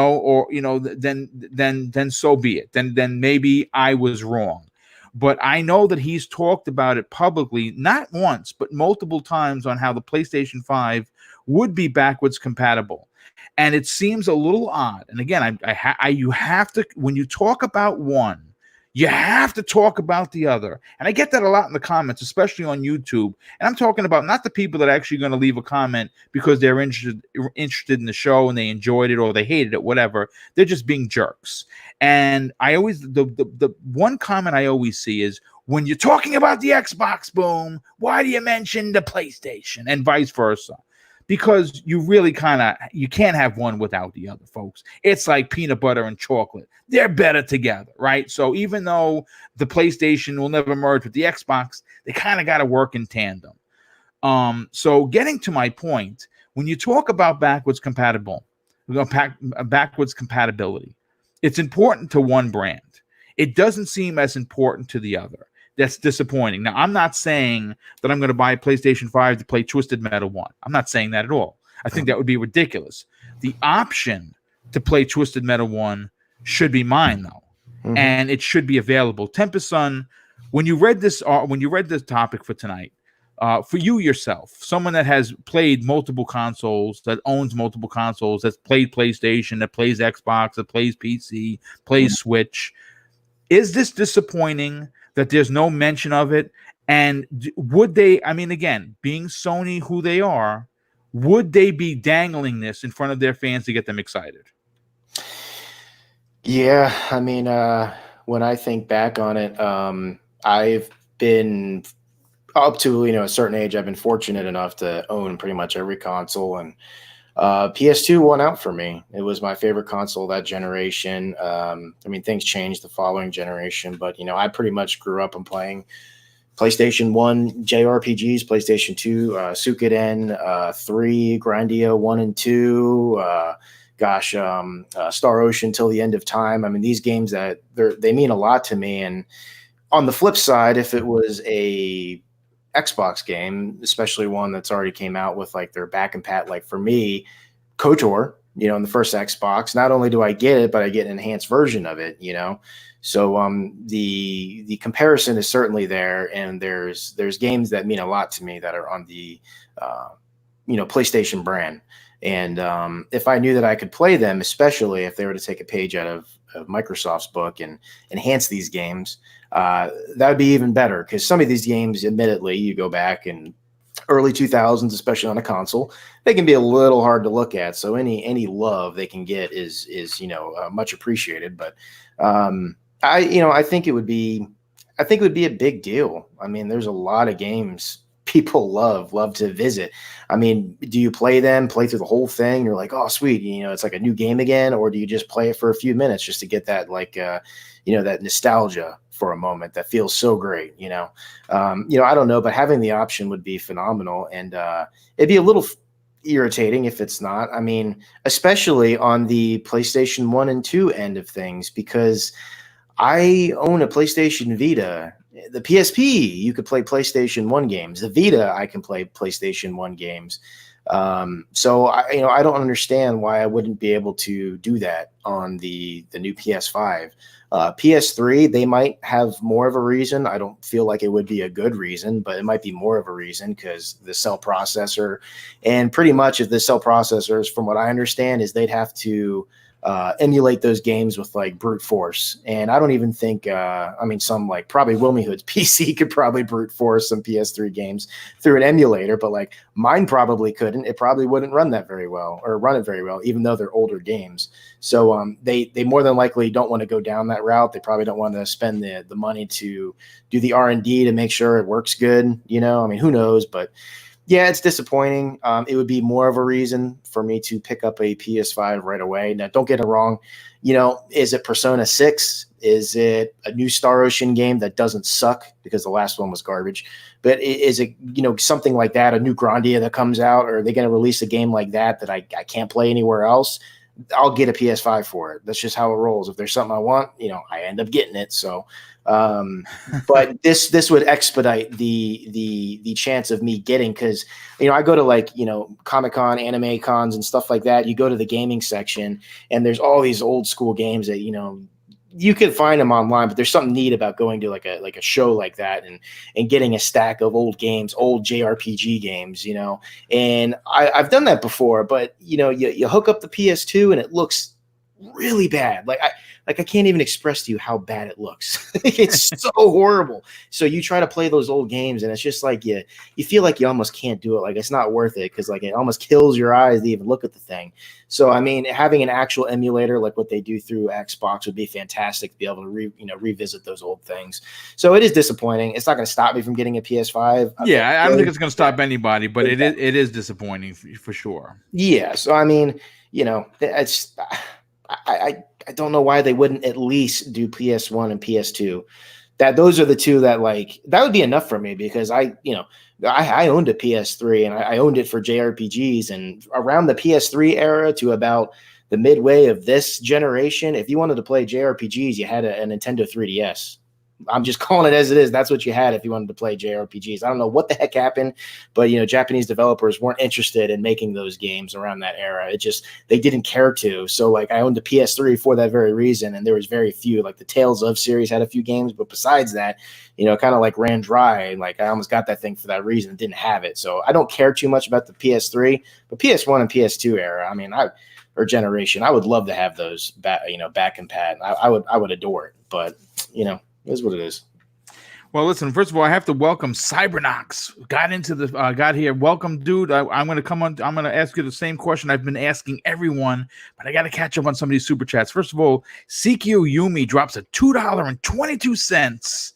Crazy Twos super chat. Thank you for your generosity. And they ask, which will launch first, the X, S, or PS5, and what's the price? Well, I think the X, from what we understand, the X and the S are going to launch. One's $5, one's $3. PlayStation 5, $500. And I think those are the prices. And when they're all going, I think they're all going to launch right around each other. I think that maybe the PS5 launches 2 weeks before, or maybe 2 weeks after. I'm not sure, but it's going to be within a 2-week stretch. It says here, Face 23 BKNY drops an additional $5 super chat. Thank you for your generosity. He says Xbox needs to play to their strengths when it comes to back compat, for the simple reason Sony is not confirmed to have it. I mean that's a great point. I mean they have to tout what they have and what the other guy doesn't. And Wilmy Hood, once again, his generosity completely chokes me up. With the $25 super chat, he says, "Hit that like button, or we'll send Brap to your home." And you know what he's gonna do. And of course, there it is. Once again, Basement Radio Arcade Podcast drops a $2 super chat.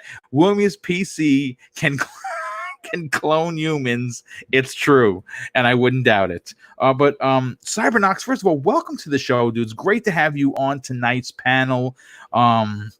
And I'm not sure if you got a chance to. The topic that we're particularly on is GameStop had put out an article. Well, it's not really an article. It's something that they're working with GameStop in order for you to sign up for the PlayStation 5, so you get informed the minute it becomes available. And what was interesting is the title of this said, while the world eagerly awaits to get a look at the PlayStation 5 hardware, Sony has revealed what's under the hood, and there's no shortage of power. And they put the specs out there. Full 8K TV support, bespoke 8-core AMD chipset, 3D audio, built for purpose SSD storage, backwards compatibility with the PS4 games and the PlayStation VR hardware, and ray tracing capabilities. Now, all that stuff is great. The missing aspect here that we're talking about, that's somewhat disappointing for me anyway, is that the backwards compatibility starts and stops with the PlayStation 4 and PlayStation VR hardware, and there's no mention of PlayStation 1, 2, or 3. For you personally, would this be disappointing, or it doesn't matter to you? First of all, glad to be here. I'm glad I made it. What's up, Chad? What's up, panel? To me, honestly, I'm not a big nostalgia guy, so it wouldn't bother me if it wasn't backwards compatible with all of their generations. I think I would love to see the data that Microsoft has on backwards compatibility, because between the work that they put in and how many people actually take advantage of that system or that feature, let's say. I've been listening to everybody here, and I think Wilmy hit the nail on the head. I think if they do start presenting more and more older generation games, I think it'll be something that'll probably be introduced into PS Now. Obviously that's going to be a service that they're gonna dedicate a little bit more attention to, in my opinion, with the success of Xbox Game Pass. But I can see how it can be disappointing, because we've been a little bit spoiled with our backwards compatibility on the Xbox. We can play our first generation Xbox, or some of our first Xbox generation OG games. We have the 360 games that we can take, and with Microsoft being so consumer friendly and telling the gamers, hey, don't worry, all 4 generations are going to move forward with you. I mean, that's just a great feature. I don't know if there's some difficulties that they're dealing with in regards to why that is not a feature yet. I know, they had the core processor like Tempest mentioned before, but I think I think it's something that we'll have to wait and see, right? I'm sure they'll have to collect some data to see if there's something they're going to keep investing in. But right now, I think uh, them just investing on the PS4 and being able to play their PS4 games, I think they'll be able to collect enough data to determine whether or not they want to keep investing on that program. Yeah, But to me, honestly, it's not a big deal. There we have so many games. We have games like 2019. We have plenty of games. 2018 that I still have to catch up on. So it's tough, man. Backlog is a real issue. So to me, honestly, and kind of like a lot of people mentioned here too, sometimes you have nostalgia for certain games and you go back and you play those games, and you were probably better off having that nostalgic memory of the great times you had, because sometimes when you play some of these games, it's just terrible. So to me, it's not a big deal. I can see how it can hurt some people, but I think PS5 will be okay. Yeah, that's great points. Great points. I'm just gonna just swap you out here for a second, see if we can get Crispy Bomb in here. Crispy, are you back, sir? Man, I don't know what happened. Can I respond to what the last guy just said? That's yes, that would be Cybernox. Absolutely. Okay, so I am one of the ones that do play the older games, and I am not let down when I play them. So, and I understand it's like a personal preference. Different people will have different experiences, and it will mean different things to different people. Right. I think the core reason, and it'll be really difficult. Well, Microsoft can give you partial data, right? Because as you download the new games, or if you download digitally the back compat games, there's certainly data that they can use.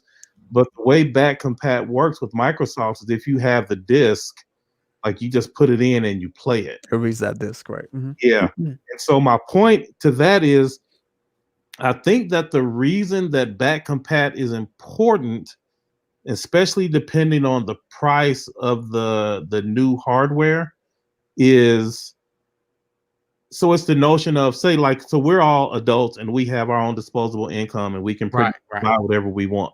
Mm-hmm. But if you got some parent and some child, like, hey, I need $500 for this thing. And so then they'll say, well, I just spent $300 getting you this other thing. And well, at least you have some games. And they're like, well, no, I have to buy all the games over again. The point of back compat is to make sure that what you invested in the previous systems is not lost and you don't feel cheated as if you just wasted your money. And so the reason they're focusing on PlayStation 4 at least, so if you just got God of War because it's now Greatest Hits 1999, you don't have to buy it again if you get the new system. It's the ability to say to the market that we still value what you have spent with us already, and you can bring those games forward, which is why, like you said, like the backlog is real. And so if you've got your PS4 backlog, they're saying you can at least bring that.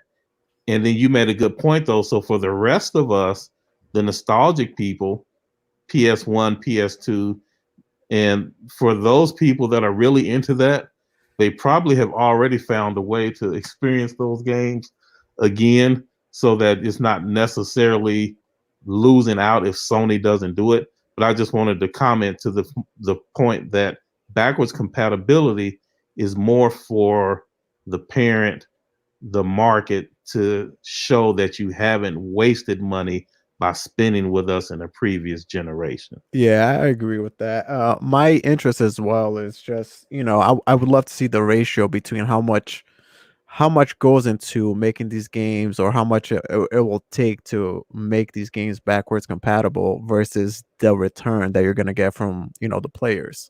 But I completely understand, on PC, you buy a game once, and whether you upgrade your rig or you're playing on an older rig, you'll be able to play that game if your PC meets the minimum requirements, and you take that game with you for the duration of however you want to play it.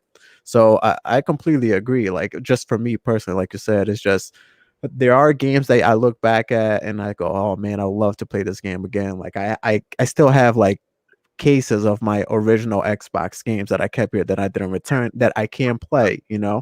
Yep. But maybe if I go back and I play those games, I won't have the same experience as I did back then, because you know games evolved, everything you know adapts to what's going on with this current generation. You know, buttons, you know, everything gets updated and everything gets evolves, you know. So I don't know, sometimes to me I just like to leave my nostalgia where it is, but I completely understand that there's a lot of people there that love to go back and have those experiences again. I mean, and look, that's important, you know. Let me just say this. You have to remember, first of all, I think the option and the ability to play older games is important, not just because Microsoft does it. Let's just pump on the brakes here and take a look at what happened last week, right? What new game was added to Xbox Game Pass? That Ninja Gaiden. Ninja Gaiden, and the tweets have been real. Yep. That, you guys, my God, you knocked it out of the park without even finishing the point. How many Ninja Gaiden 2 videos and posts? First of all, if you saw that game running, you would swear that it was made this gen, right? remaster. Yeah. Like if you slapped an HD remaster and put that on the shelf, there would be people lining up in droves, because quite frankly, the Ninja Gaiden franchise is a befallen franchise due to 3 and the whatever the hell the other thing was called with the zombies and the crazy art style. But if you harken back to Ninja Gaiden 1 on the OG Xbox, then Ninja Gaiden Black, which was even harder, and Ninja Gaiden 2, it is a beloved franchise.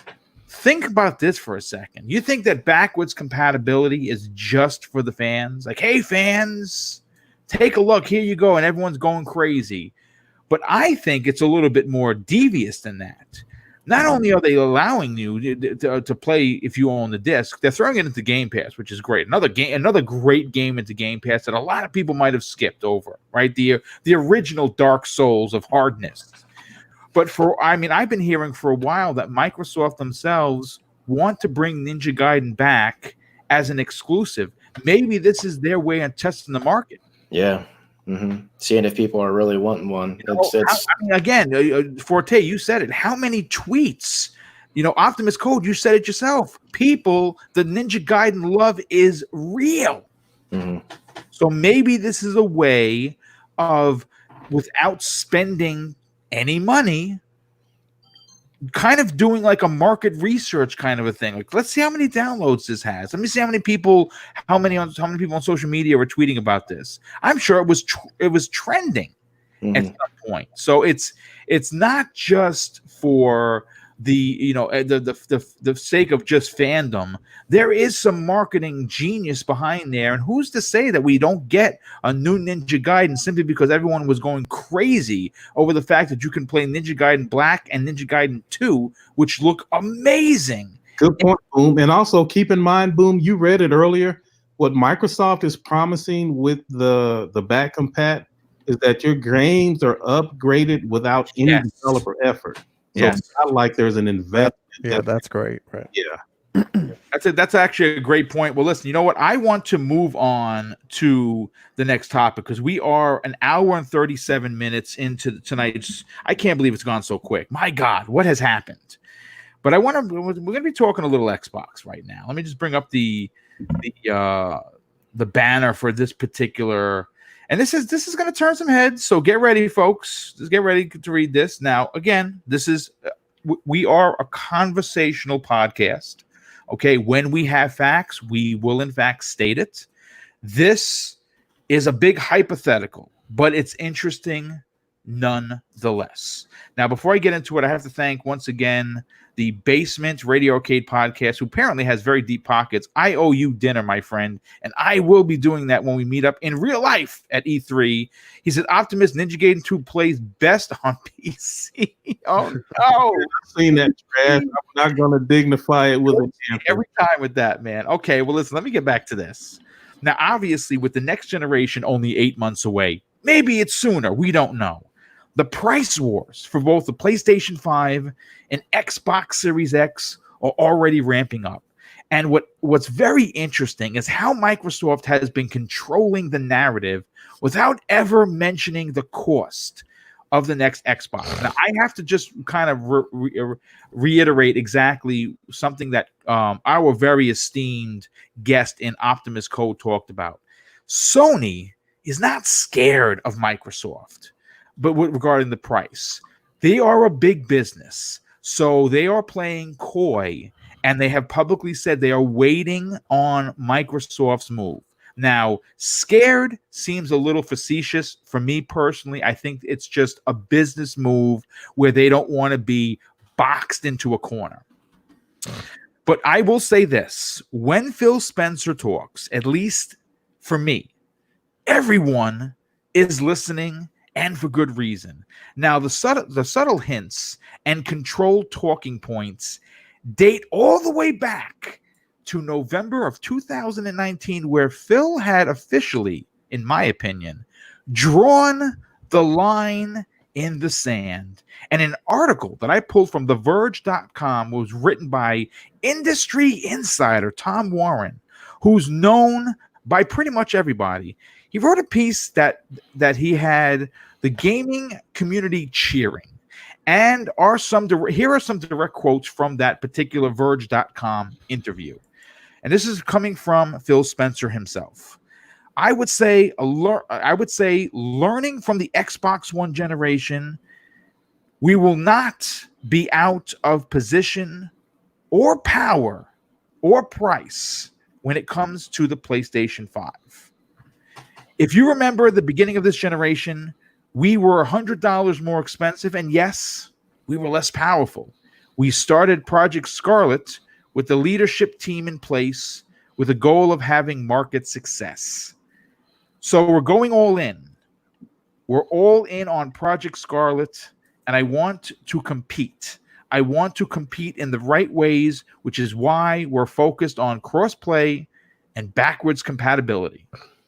Now, I want to discuss some new information that was brought to my attention by our resident internet sleuth, known as D Black Raven of Twitter fame, who sent me this eye-opening article by Somos Xbox. It's an international Xbox gaming website. They have a Twitter handle that you can have converted to English if you want to read their material, which is what I do. And they did a piece on the price of the Xbox Series X. And according to this article, they say it might be better than expected. Now, when you think about the Xbox brand, many still bring up 2013's disastrous reveal, marketing and messaging that ultimately cost Microsoft the current generation. This is a new Team Green and a newer forward-thinking Microsoft that has been on a high note since December 12, 2019. And here is a direct quote again from Phil Spencer regarding the Somos article, reiterating the same power and price point of view. And this is what Phil had to say. I think that if there is something that we have learned from the Xbox One generation, we will have a good position from the point of view of power and price. If you remember, at the beginning of the generation, our console was more expensive and yes, also less powerful, but we are now positioning ourselves to have market success. And even though it's an option, even though it's an opinion of Somos Xbox, the author who wrote it, they are suggesting that we could see the Xbox, and I know Enrique just talked about this on his Sunday Brap rant. I was listening to it today, where the Xbox Series X, and I don't know how this is possible, but I thought it would be a good talking point, could be as low as $400 to $450 to really put the squeeze on Sony regarding the PlayStation 5. Now, I'm going to be honest with you. I saw this article. I thought it'd be a good talking point for tonight's show. I still think it's going to be $499.99. But I want to say this before I start getting into the panel. This is a new and extremely bold Microsoft. They are forward thinking, and they have certainly been out there strutting their stuff, and they have stolen market mind share in a way that's never been done in a very long time by the company, especially when you talk about marketing. And they've been doing these stealth drops of Series X information, and they've really put themselves in a good position. Optimus Code, I want to go to you first because not only, again, are you a diehard gamer and you support multiple consoles outside of the PC like myself, regardless of what Enrique says, but you yourself are an industry person as well because you've been on both sides of the coin, and that's where your expertise is going to come in. Now, it's highly unlikely that the Xbox Series X would launch at 4. Could it launch at 450, or are you with me where it's going to be 500? I am not with you that it's going to be 500. You think it's going to be more? No, I do not. Oh, excellent. $399 sounds very appealing. Of course, I don't know what's going to happen. I'm just guessing. It's just again, this is the conversational podcast, so feel free to give your opinion. It counts and it matters. Okay. Yeah, this is just pure speculation on my part. So first and foremost, a product is worth what the market will pay for it. And they're looking for that sweet spot, right? Between how do we get more people on our platform where we're losing the least amount of money. One advantage that Xbox has in being part of the bigger Microsoft organization is that Microsoft proper can subsidize any of the costs that Xbox division will incur on the initial sale of the Xbox. Now, of course, they don't want to lose any money on it if at all possible. But I believe Phil when he said that they're not going to be out of position on price or power. And so I keep hearing about this Lockhart thing, which nobody's revealed anything. It's like the Lockhart is as big a mystery as the PS5 is. So it certainly is. I'm going to assume that the Lockhart doesn't exist until I hear more. So for this conversation, the Series X is all that they have. And I believe Phil when he says they're not going to be beat on price. And so this notion that it'll be $50 more than a PlayStation or $100 more than a PlayStation, that's exactly what he does not want. So in my mind, if they're playing chicken with each other and Sony is waiting to have the Microsoft reveal, it is my guess that Microsoft, the Xbox division, will set the price of the Series X at a price point where Sony can't go any lower, where they have to sell at basically the same price. And that, in my mind, would be right around the $399 mark. Well, I got news for you. If you recall, Optimus, which I love your name, by the way, because I'm a huge G1 fan. So obviously I see the Optimus. Awesome. Love it. What's interesting is the Bloomberg report, right? That came out 2 weeks ago, right? That kind of really shook and I'm going to use a term from Big Trouble in Little China, shook the pillars of heaven, right? You'll appreciate that because you're an 80s kind of a guy like myself. You don't know nothing about Big Trouble in Little China. That's before your time, Boom. I went to the movie theaters and saw that with my mom. Okay. So, wow. Okay. So here's the thing. The Bloomberg report revealed that the cost of the PlayStation 5 without marketing, packaging, or shipping was $470. And it was revealed later on that somehow or another the price of the Xbox, the Series X, was $480. Now, people are asking, well, how could it be a $10 difference when you talk about versus teraflops and RDNA 1 versus 2 and all this other stuff. Mm-hmm. And I thought my thinking was because not only do they have a better partnership with AMD, exactly, right? They're co-engineering they order a lot of chips from them. See, Sony is ordering for their PlayStation 5s. They're working with them, and that's great. But Microsoft as a company, they're ordering chips for the Surface. They're ordering chips for this, for that. So they're ordering probably 4, 5, 6 times the amount of business. At least.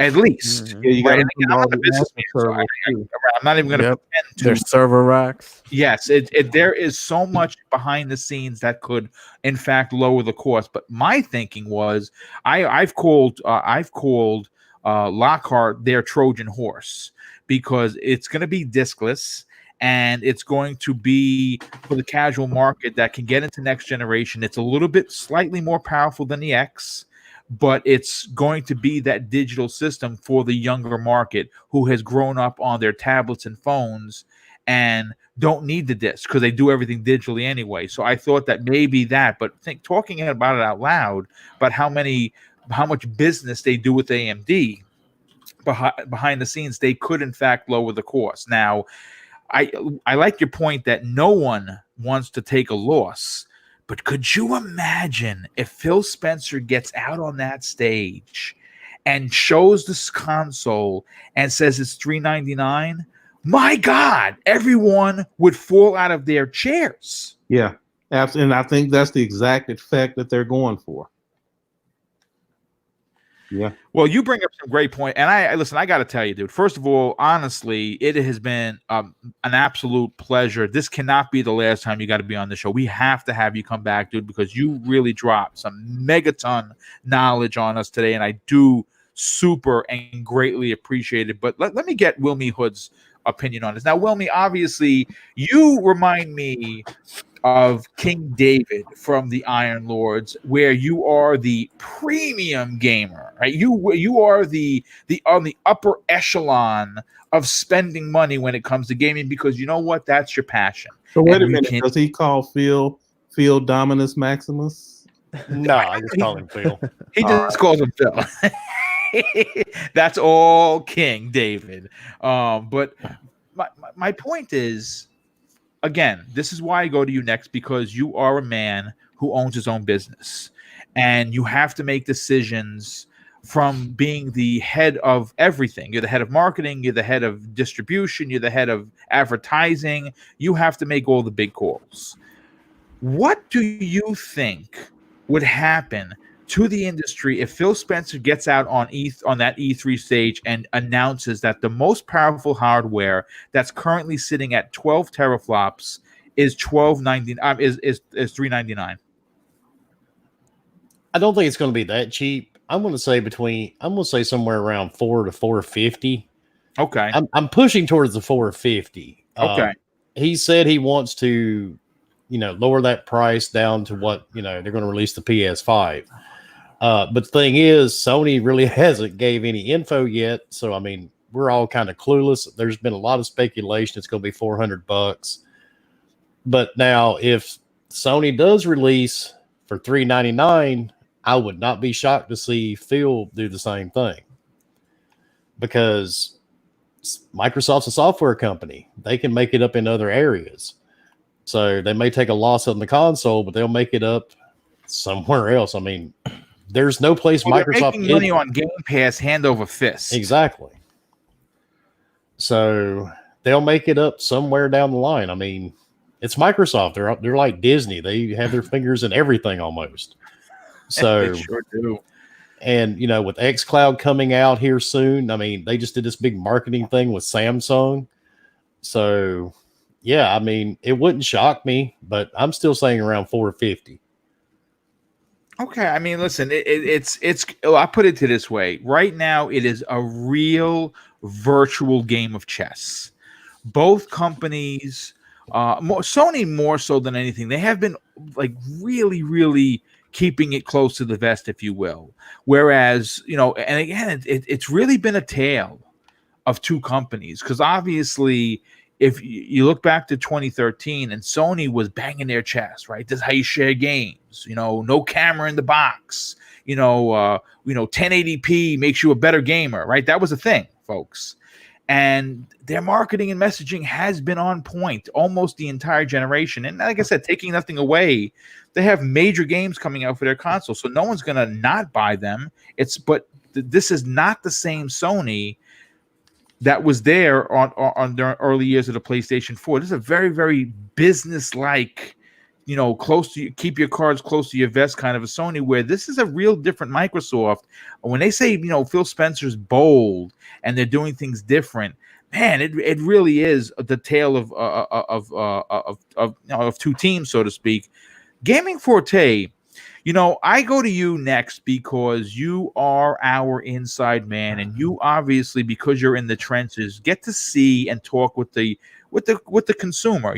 People come to you who may or may not be diehard gamers, and they ask you questions, and because you are a proper gentleman, you give them the correct answer because that's the kind of person you are. You try to appeal to what they're asking. Like if someone's asking for single player games, well, you tell them a PlayStation.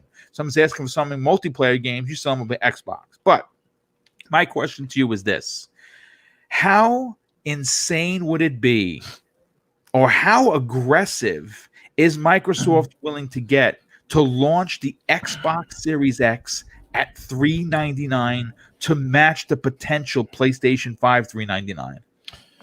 So, it really just comes down to what they value most. Do they value getting Game Pass into more people's hands than anything, or do they actually want to win the so-called console war and go neck to neck when it goes with Sony when it comes to systems sold in the world? I think the latter, because I think Microsoft don't care about selling the system. They already did many things to basically say, play your games wherever you want to. And it's just, look, I've been a really big advocate of saying $600 is what the system is worth, if not more. But I also understand that, that's like kind of a death blow in some people's eyes to what systems need to come out at. I think those times have changed. 7 years ago, Microsoft sold 7 million systems at $500 with a connected in it. People didn't even want it, so they still bought it. So I just think overall, it's just different ways you can skin the same cat. When it comes to Microsoft, I feel like their aggression needs to be around the things they include with the system when you buy it. I feel like if they could come out at $399, everybody's absolutely right. Microsoft is just like Walmart. The reason Walmart's prices are so much lower than everybody else's is because they sell so much other stuff. They can literally make it up somewhere else. That's why physical retail like GameStop and stuff is in trouble, because they can lower price to where they can't compete, because we can sell a whole bunch of tiles in aisle 15 for $3 more than you could buy on Amazon, and people just go to Walmart and buy it because it's just the access of ease of use. So right. They can make it up. That's just like Best Buy. They have found a way to change and stuff, and they can drop the price on stuff in certain areas and match Amazon, because guess what? They sell that $3,000 TV to that person that wants it day one with 3 years of warranties on it. Guess what? All the money they just gave up on that on those Xbox games, they just made it all back. So it doesn't matter. So Microsoft has different ways to skin the cat. It just depends on how they want to do it. I feel like $4.99 is the sweet spot for them, because they can literally talk about why it's that price and all of the things they can give you in it. It's being rumored 3 years of Game Pass in the box with the system. Bump it up to a year. No, 3 months. 3 months. Sorry, not 3 years. It's being rumored 3 months in the box with the system. It needs to be bumped up to a year. If you're going to tell people to go out and get Xbox One, the new Xbox Series X for $500, the incentive needs to be all those first party games for that first year in there, and it's included in the box, and you don't have to buy basically any games from us for the first 12 months of the year. Now they can do that. Now they can double dip on that and go even deeper and say, we're going to match Sony at $399 no matter what. Now, I think once Microsoft announces a price, say Microsoft announces $499, and then Sony comes out and says we're going $399. I don't think Microsoft should go and match it, just because it kind of makes it see at that point, it kind of makes it seem like you don't have any faith in your system selling at that price point compared to Sony selling at $399. I just think you make it a better value for your customers up front, because ultimately system sales don't matter unless the software is there to really propel it to go even further. All of these systems are going to sell out day one, no matter what. You'll have a hard time finding them no matter what. I just think Sony has more to lose going anything higher than $399 than Microsoft does. Microsoft already proved they can sell a system at $500, and they're not even they're really content with just people playing their games no matter what. Double down on the thing that you care about the most, which is Game Pass, and just add that into the box and say all first-party games, day and date. Halo, day and date with your system. Forza, day and date with your system.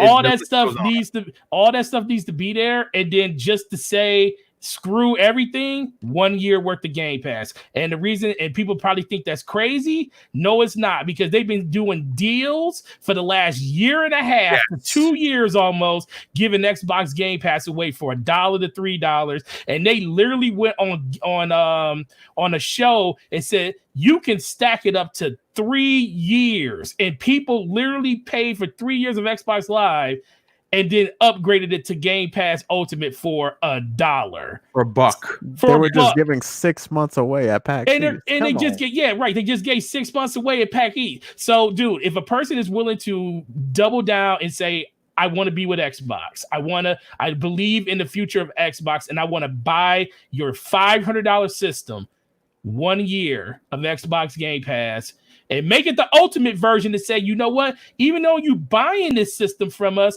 you might still want to play on your high-end PC. We're going to give you the ultimate version too for 1 year. And then let the games that come into service speak for themselves, because I think that is where Microsoft can truly win, because it's not about the systems no more. It's all about the services. Like what they said, they are a software company, and that's why I am 100% in with what they're doing, because it speaks to their core competency.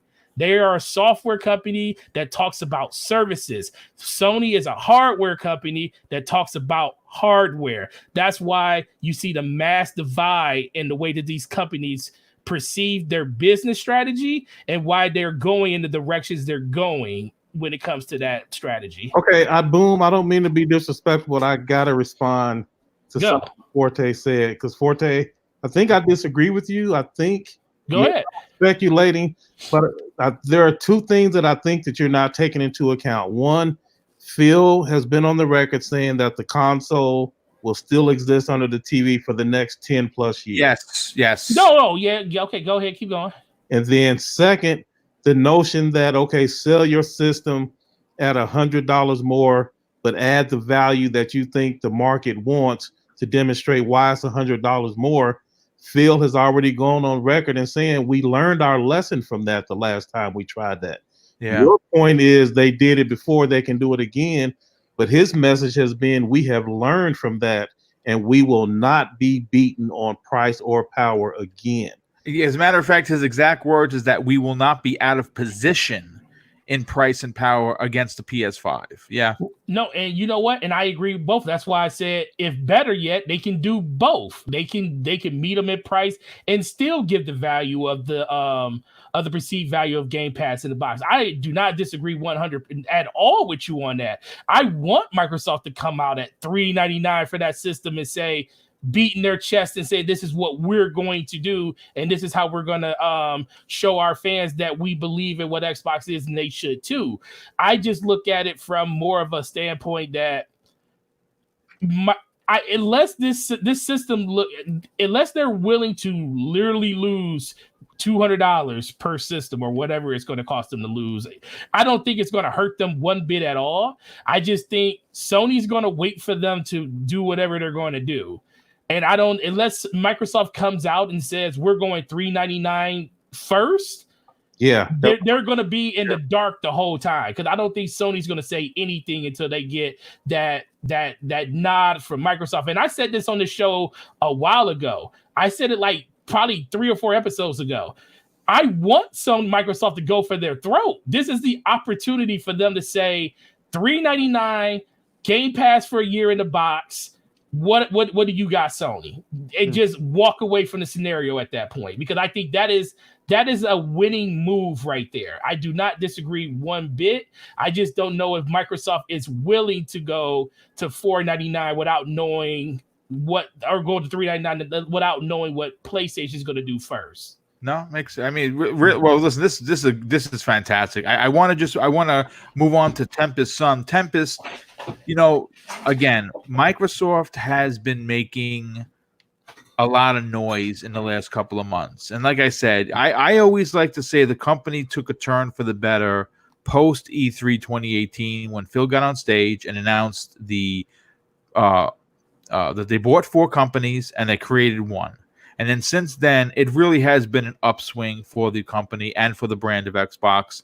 And then, of course, the gut punch, the kick the sand in the face kind of a thing, the bully, if you will, was December 12th. He got up out there, and from what we're hearing, Jeff Keighley didn't even know what they were showing. He thought it was going to be something Xbox, Game Pass related. Mm-hmm. And they kept it from everyone, and they dropped that system. They reveal the system. They reveal Senua Saga. For you personally, how ballsy, how generational changing would it be if Phil Spencer says our new box that is sitting at 12 teraflops, and you get all these bells and whistles, is $399.99. I think I think literally, I know we say joking all the time, I think he breaks the internet. Well, first of all, I think even if they were to ask, now this would be too much.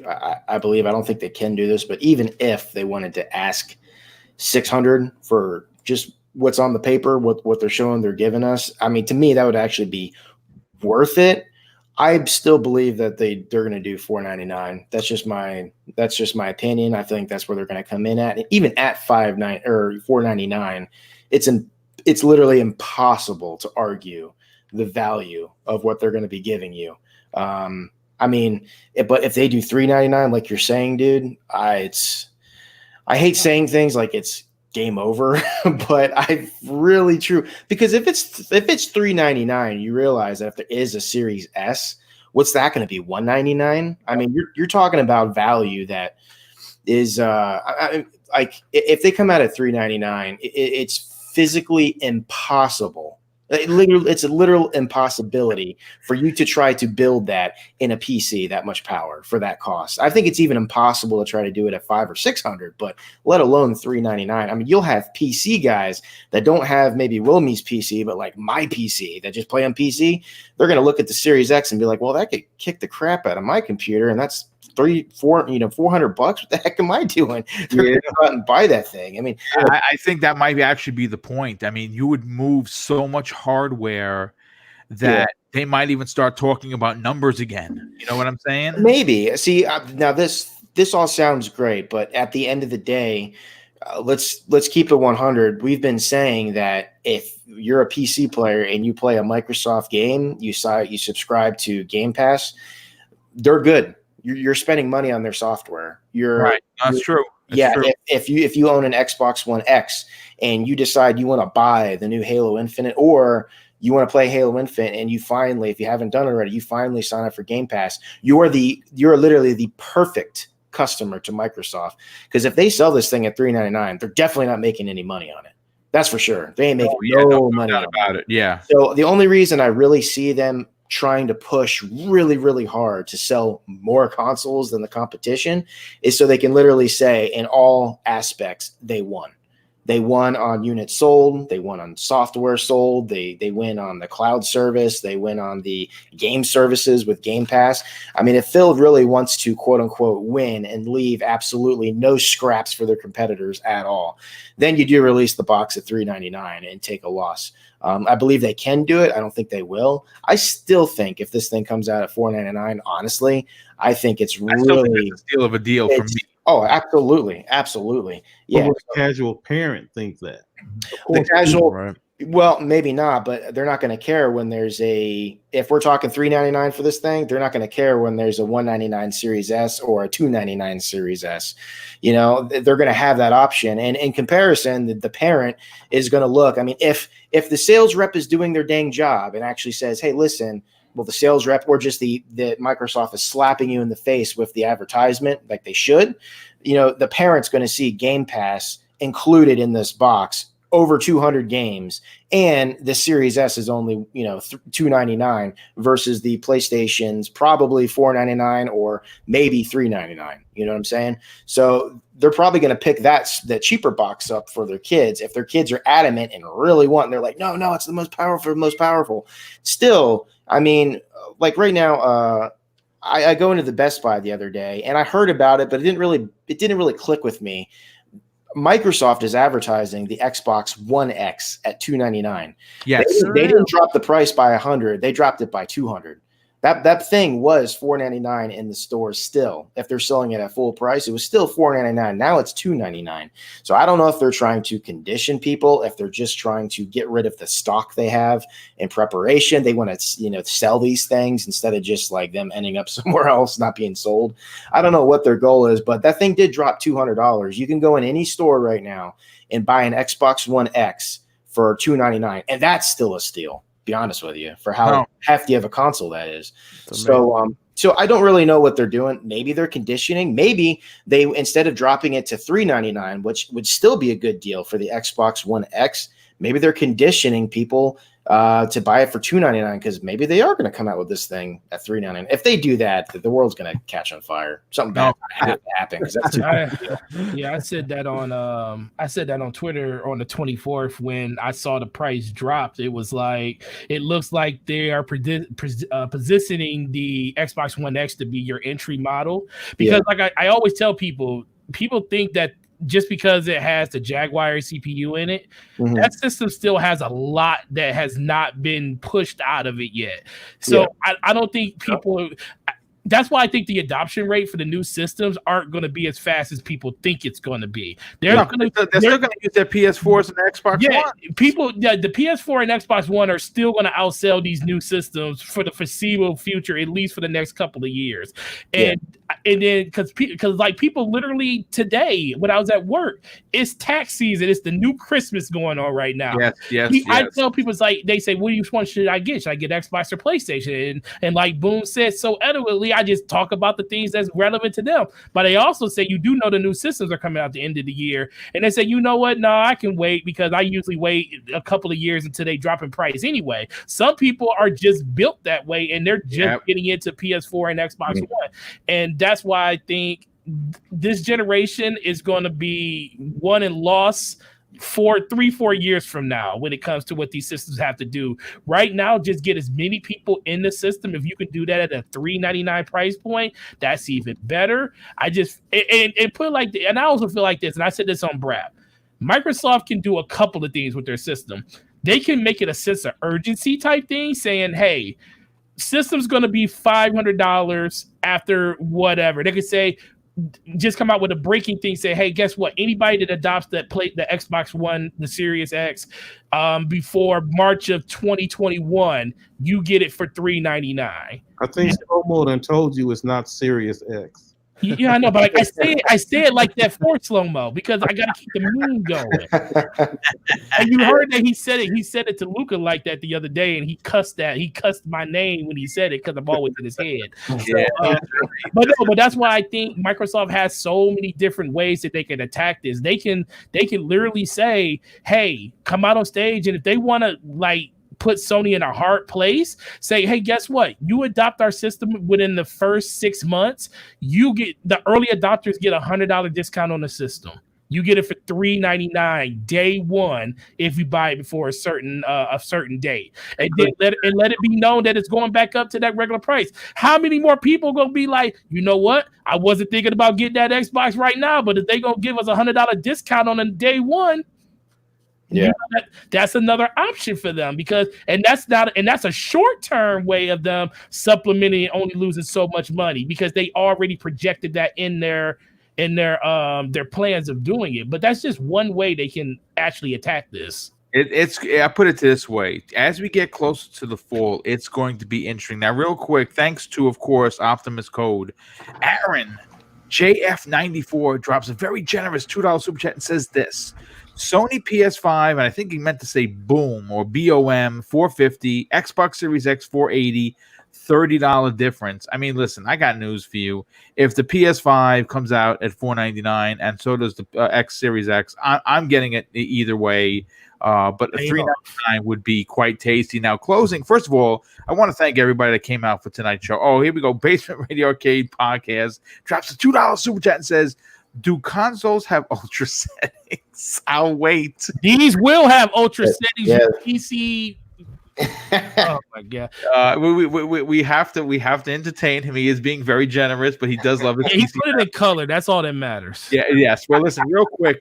First of all, we nearly hit 500 live in the chat at 494, which is bananas. And obviously, we do have one panel member to get to. And of course, Cybernox, I want to get your opinion on this. Obviously, we all are in agreement that we think it's going to be for the most part $499.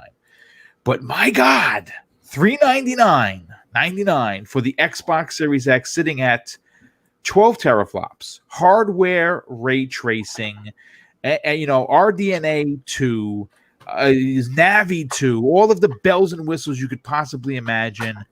It would be incredible. It would be an incredible day for gamers because everyone would be able to go out and get a new console. It would put Sony between a rock and a hard place if Lockhart is real and that comes out at either $199 or $299. And it would be the most aggressive we've ever seen Phil Spencer since he took leadership of the head of Xbox. What are your thoughts on this price? Is it insane or can you see it happening? It's absolutely insane if it's at $399. But I'm just gonna say one thing real quick. When the Series X and PS5 do come out, make sure you check out Wilmy's Hood podcast because he's gonna probably pull an Oprah and be like, "Whoever's watching, you just want a Series X and a PS5." I'm just saying. All right. No, but with all seriousness, watching, no drawing, no. Yeah, nothing. No He just got it like Oprah. Reach under your seats. You got an envelope. Make sure I retweet his channel today. There you go. So he can get a bunch of people in there.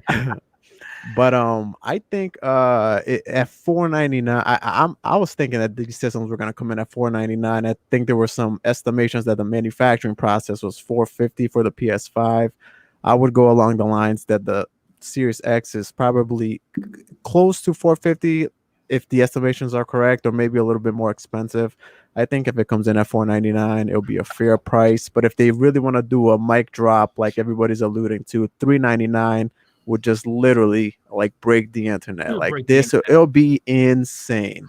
And this just goes to show everyone here that competition is good. When you got these two huge platforms competing against each other, it's gonna benefit the consumer 100% of the time. You know, we see it now with this. We're obviously seeing it with software. Microsoft has obviously acknowledged a problem with their first party games. So what have they done? They bought 15 quality studios. They're going to give them time. Then they're, eventually we will see the fruits of that labor. But man, I personally think it's going to be a $499 console for both PS5 and the Xbox Series X. But this game of chicken that they're playing it's a little bit it's very exciting. And I think I even said a few shows ago too that Sony's gonna wait till E3 to announce this E3 week, right? Sony's not at E3, but E3 week to maybe announce this price, just because I think they're in between a rock and a hard place right now. There's still advertisement. Look at the demo. I know you guys talked about I wasn't here, but look at the demo that just came out today for Final Fantasy VII Remake, right? That game looks absolutely gorgeous, right? So how do they convince all their consumers who, these games are looking phenomenal and they're playing great on the PS4. And I've mentioned this before on the show multiple times. Their biggest challenge this time around is convincing their consumer base of 100 million plus to get a PS5. And right now you can play these games at a great fidelity right now, and you still have The Last of Us Part 2 coming out, Ghost of Tsushima. So it's gonna be a tough sell. And because Microsoft has such a rough start, I think they're in a little bit better place to, go into this next gen. But $4.99 for me, but either way, we're all winning coming next gen. No, I mean, listen, all I could say is this has been an incredible show from start to finish. Lots of big opinions. Again, Crispy Bomb was here. I'll talk to him later, find out. I think something might have happened with his power. I think that's exactly what happened because he jumped out, never got back in here. And of course, I think he's going to be on this Friday's Breakfast with Boom, if I'm not mistaken. So we'll get him back on the air. Real quick, Z Black Rider with the $2 super chat says, "Why is Phil walking with a limp?" PC Master Race. I think you call him Kickstand Phil, but that's a whole topic for another show. Let's get everybody out of here. First of all, I want to thank the near 500 folks, gamers, guys and gals alike, who came out to hang out with the Prime Time Gaming crew and guests. It has been a blast. Of course, I have to thank the generosity once again, because it is limitless and it never ceases to amaze me. I am always humbled by the generosity that the community shows Double Barrel Gaming. And of course, I couldn't do this show if it wasn't for this unbelievable panel. And we'll start with our fantastic guest, Optimus Code. First of all, dude, it was an absolute honor and an absolute pleasure to work with you this evening. You brought a tremendous insight. You certainly did not disappoint, and I got everything I expected, and I saw and listened to on the couple of rap rants that you were on. You dropped some massive knowledge.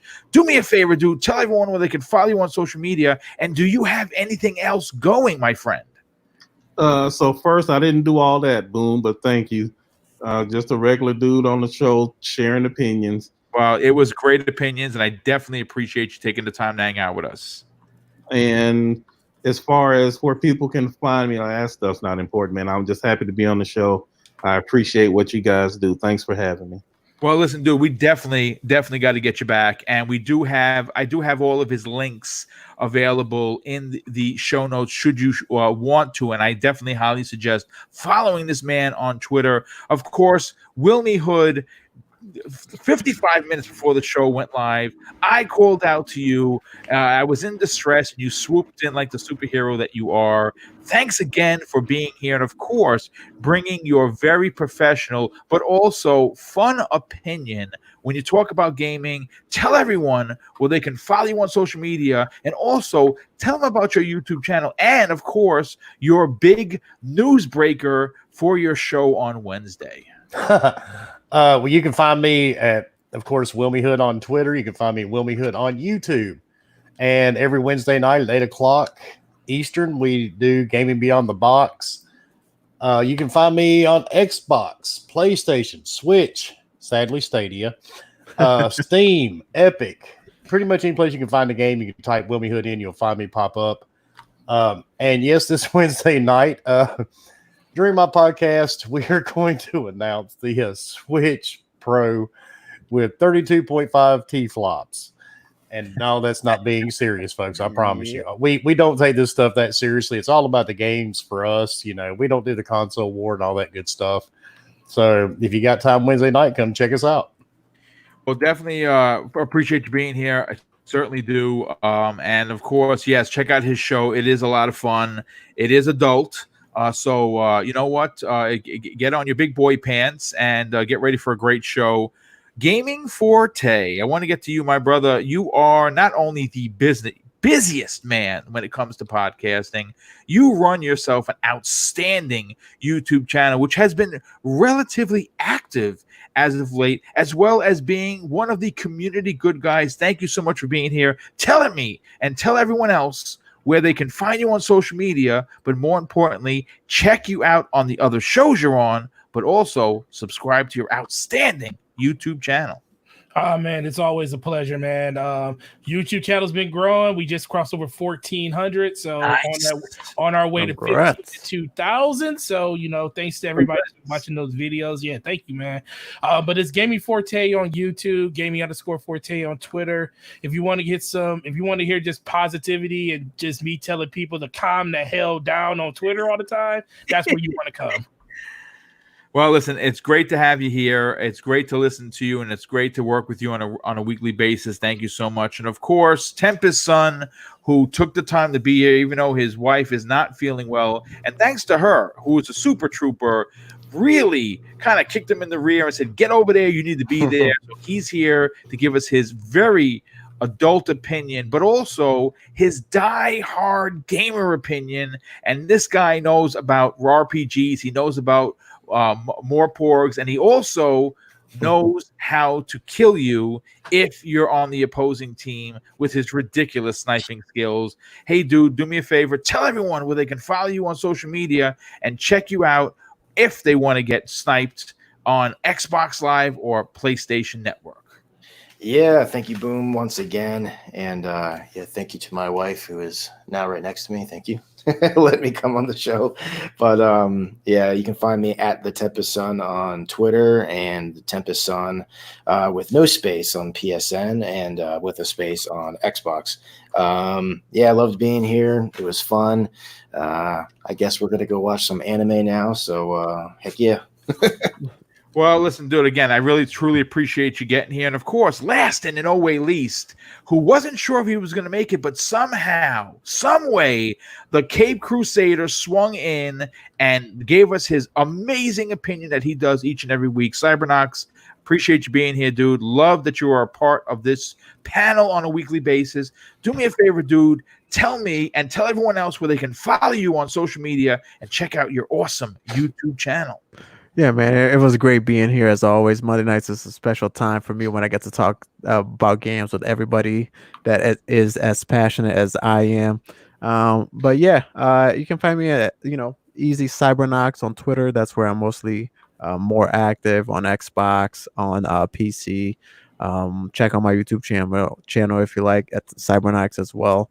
I haven't been putting out a lot of content lately. I got a 5-month-old, my first kid, so it's been it's been fun.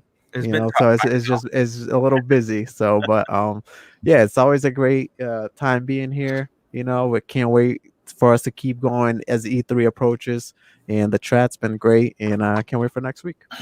Well, listen, great to have you here. And once again, I want to thank everybody for coming out and making this another record-breaking, shattering show. We certainly appreciate the support that you give us each and every week for being here, and we will continue to bring you great stories, great banter, and lots to get excited about, especially if you are a gamer. Remember, I said that, gamer folks. So I want to close out the show with what I always do each and every week. 2 things that my pop taught me when I was a kid that I lived my entire life by, and also helped me in my 21-year career as a New York City police officer.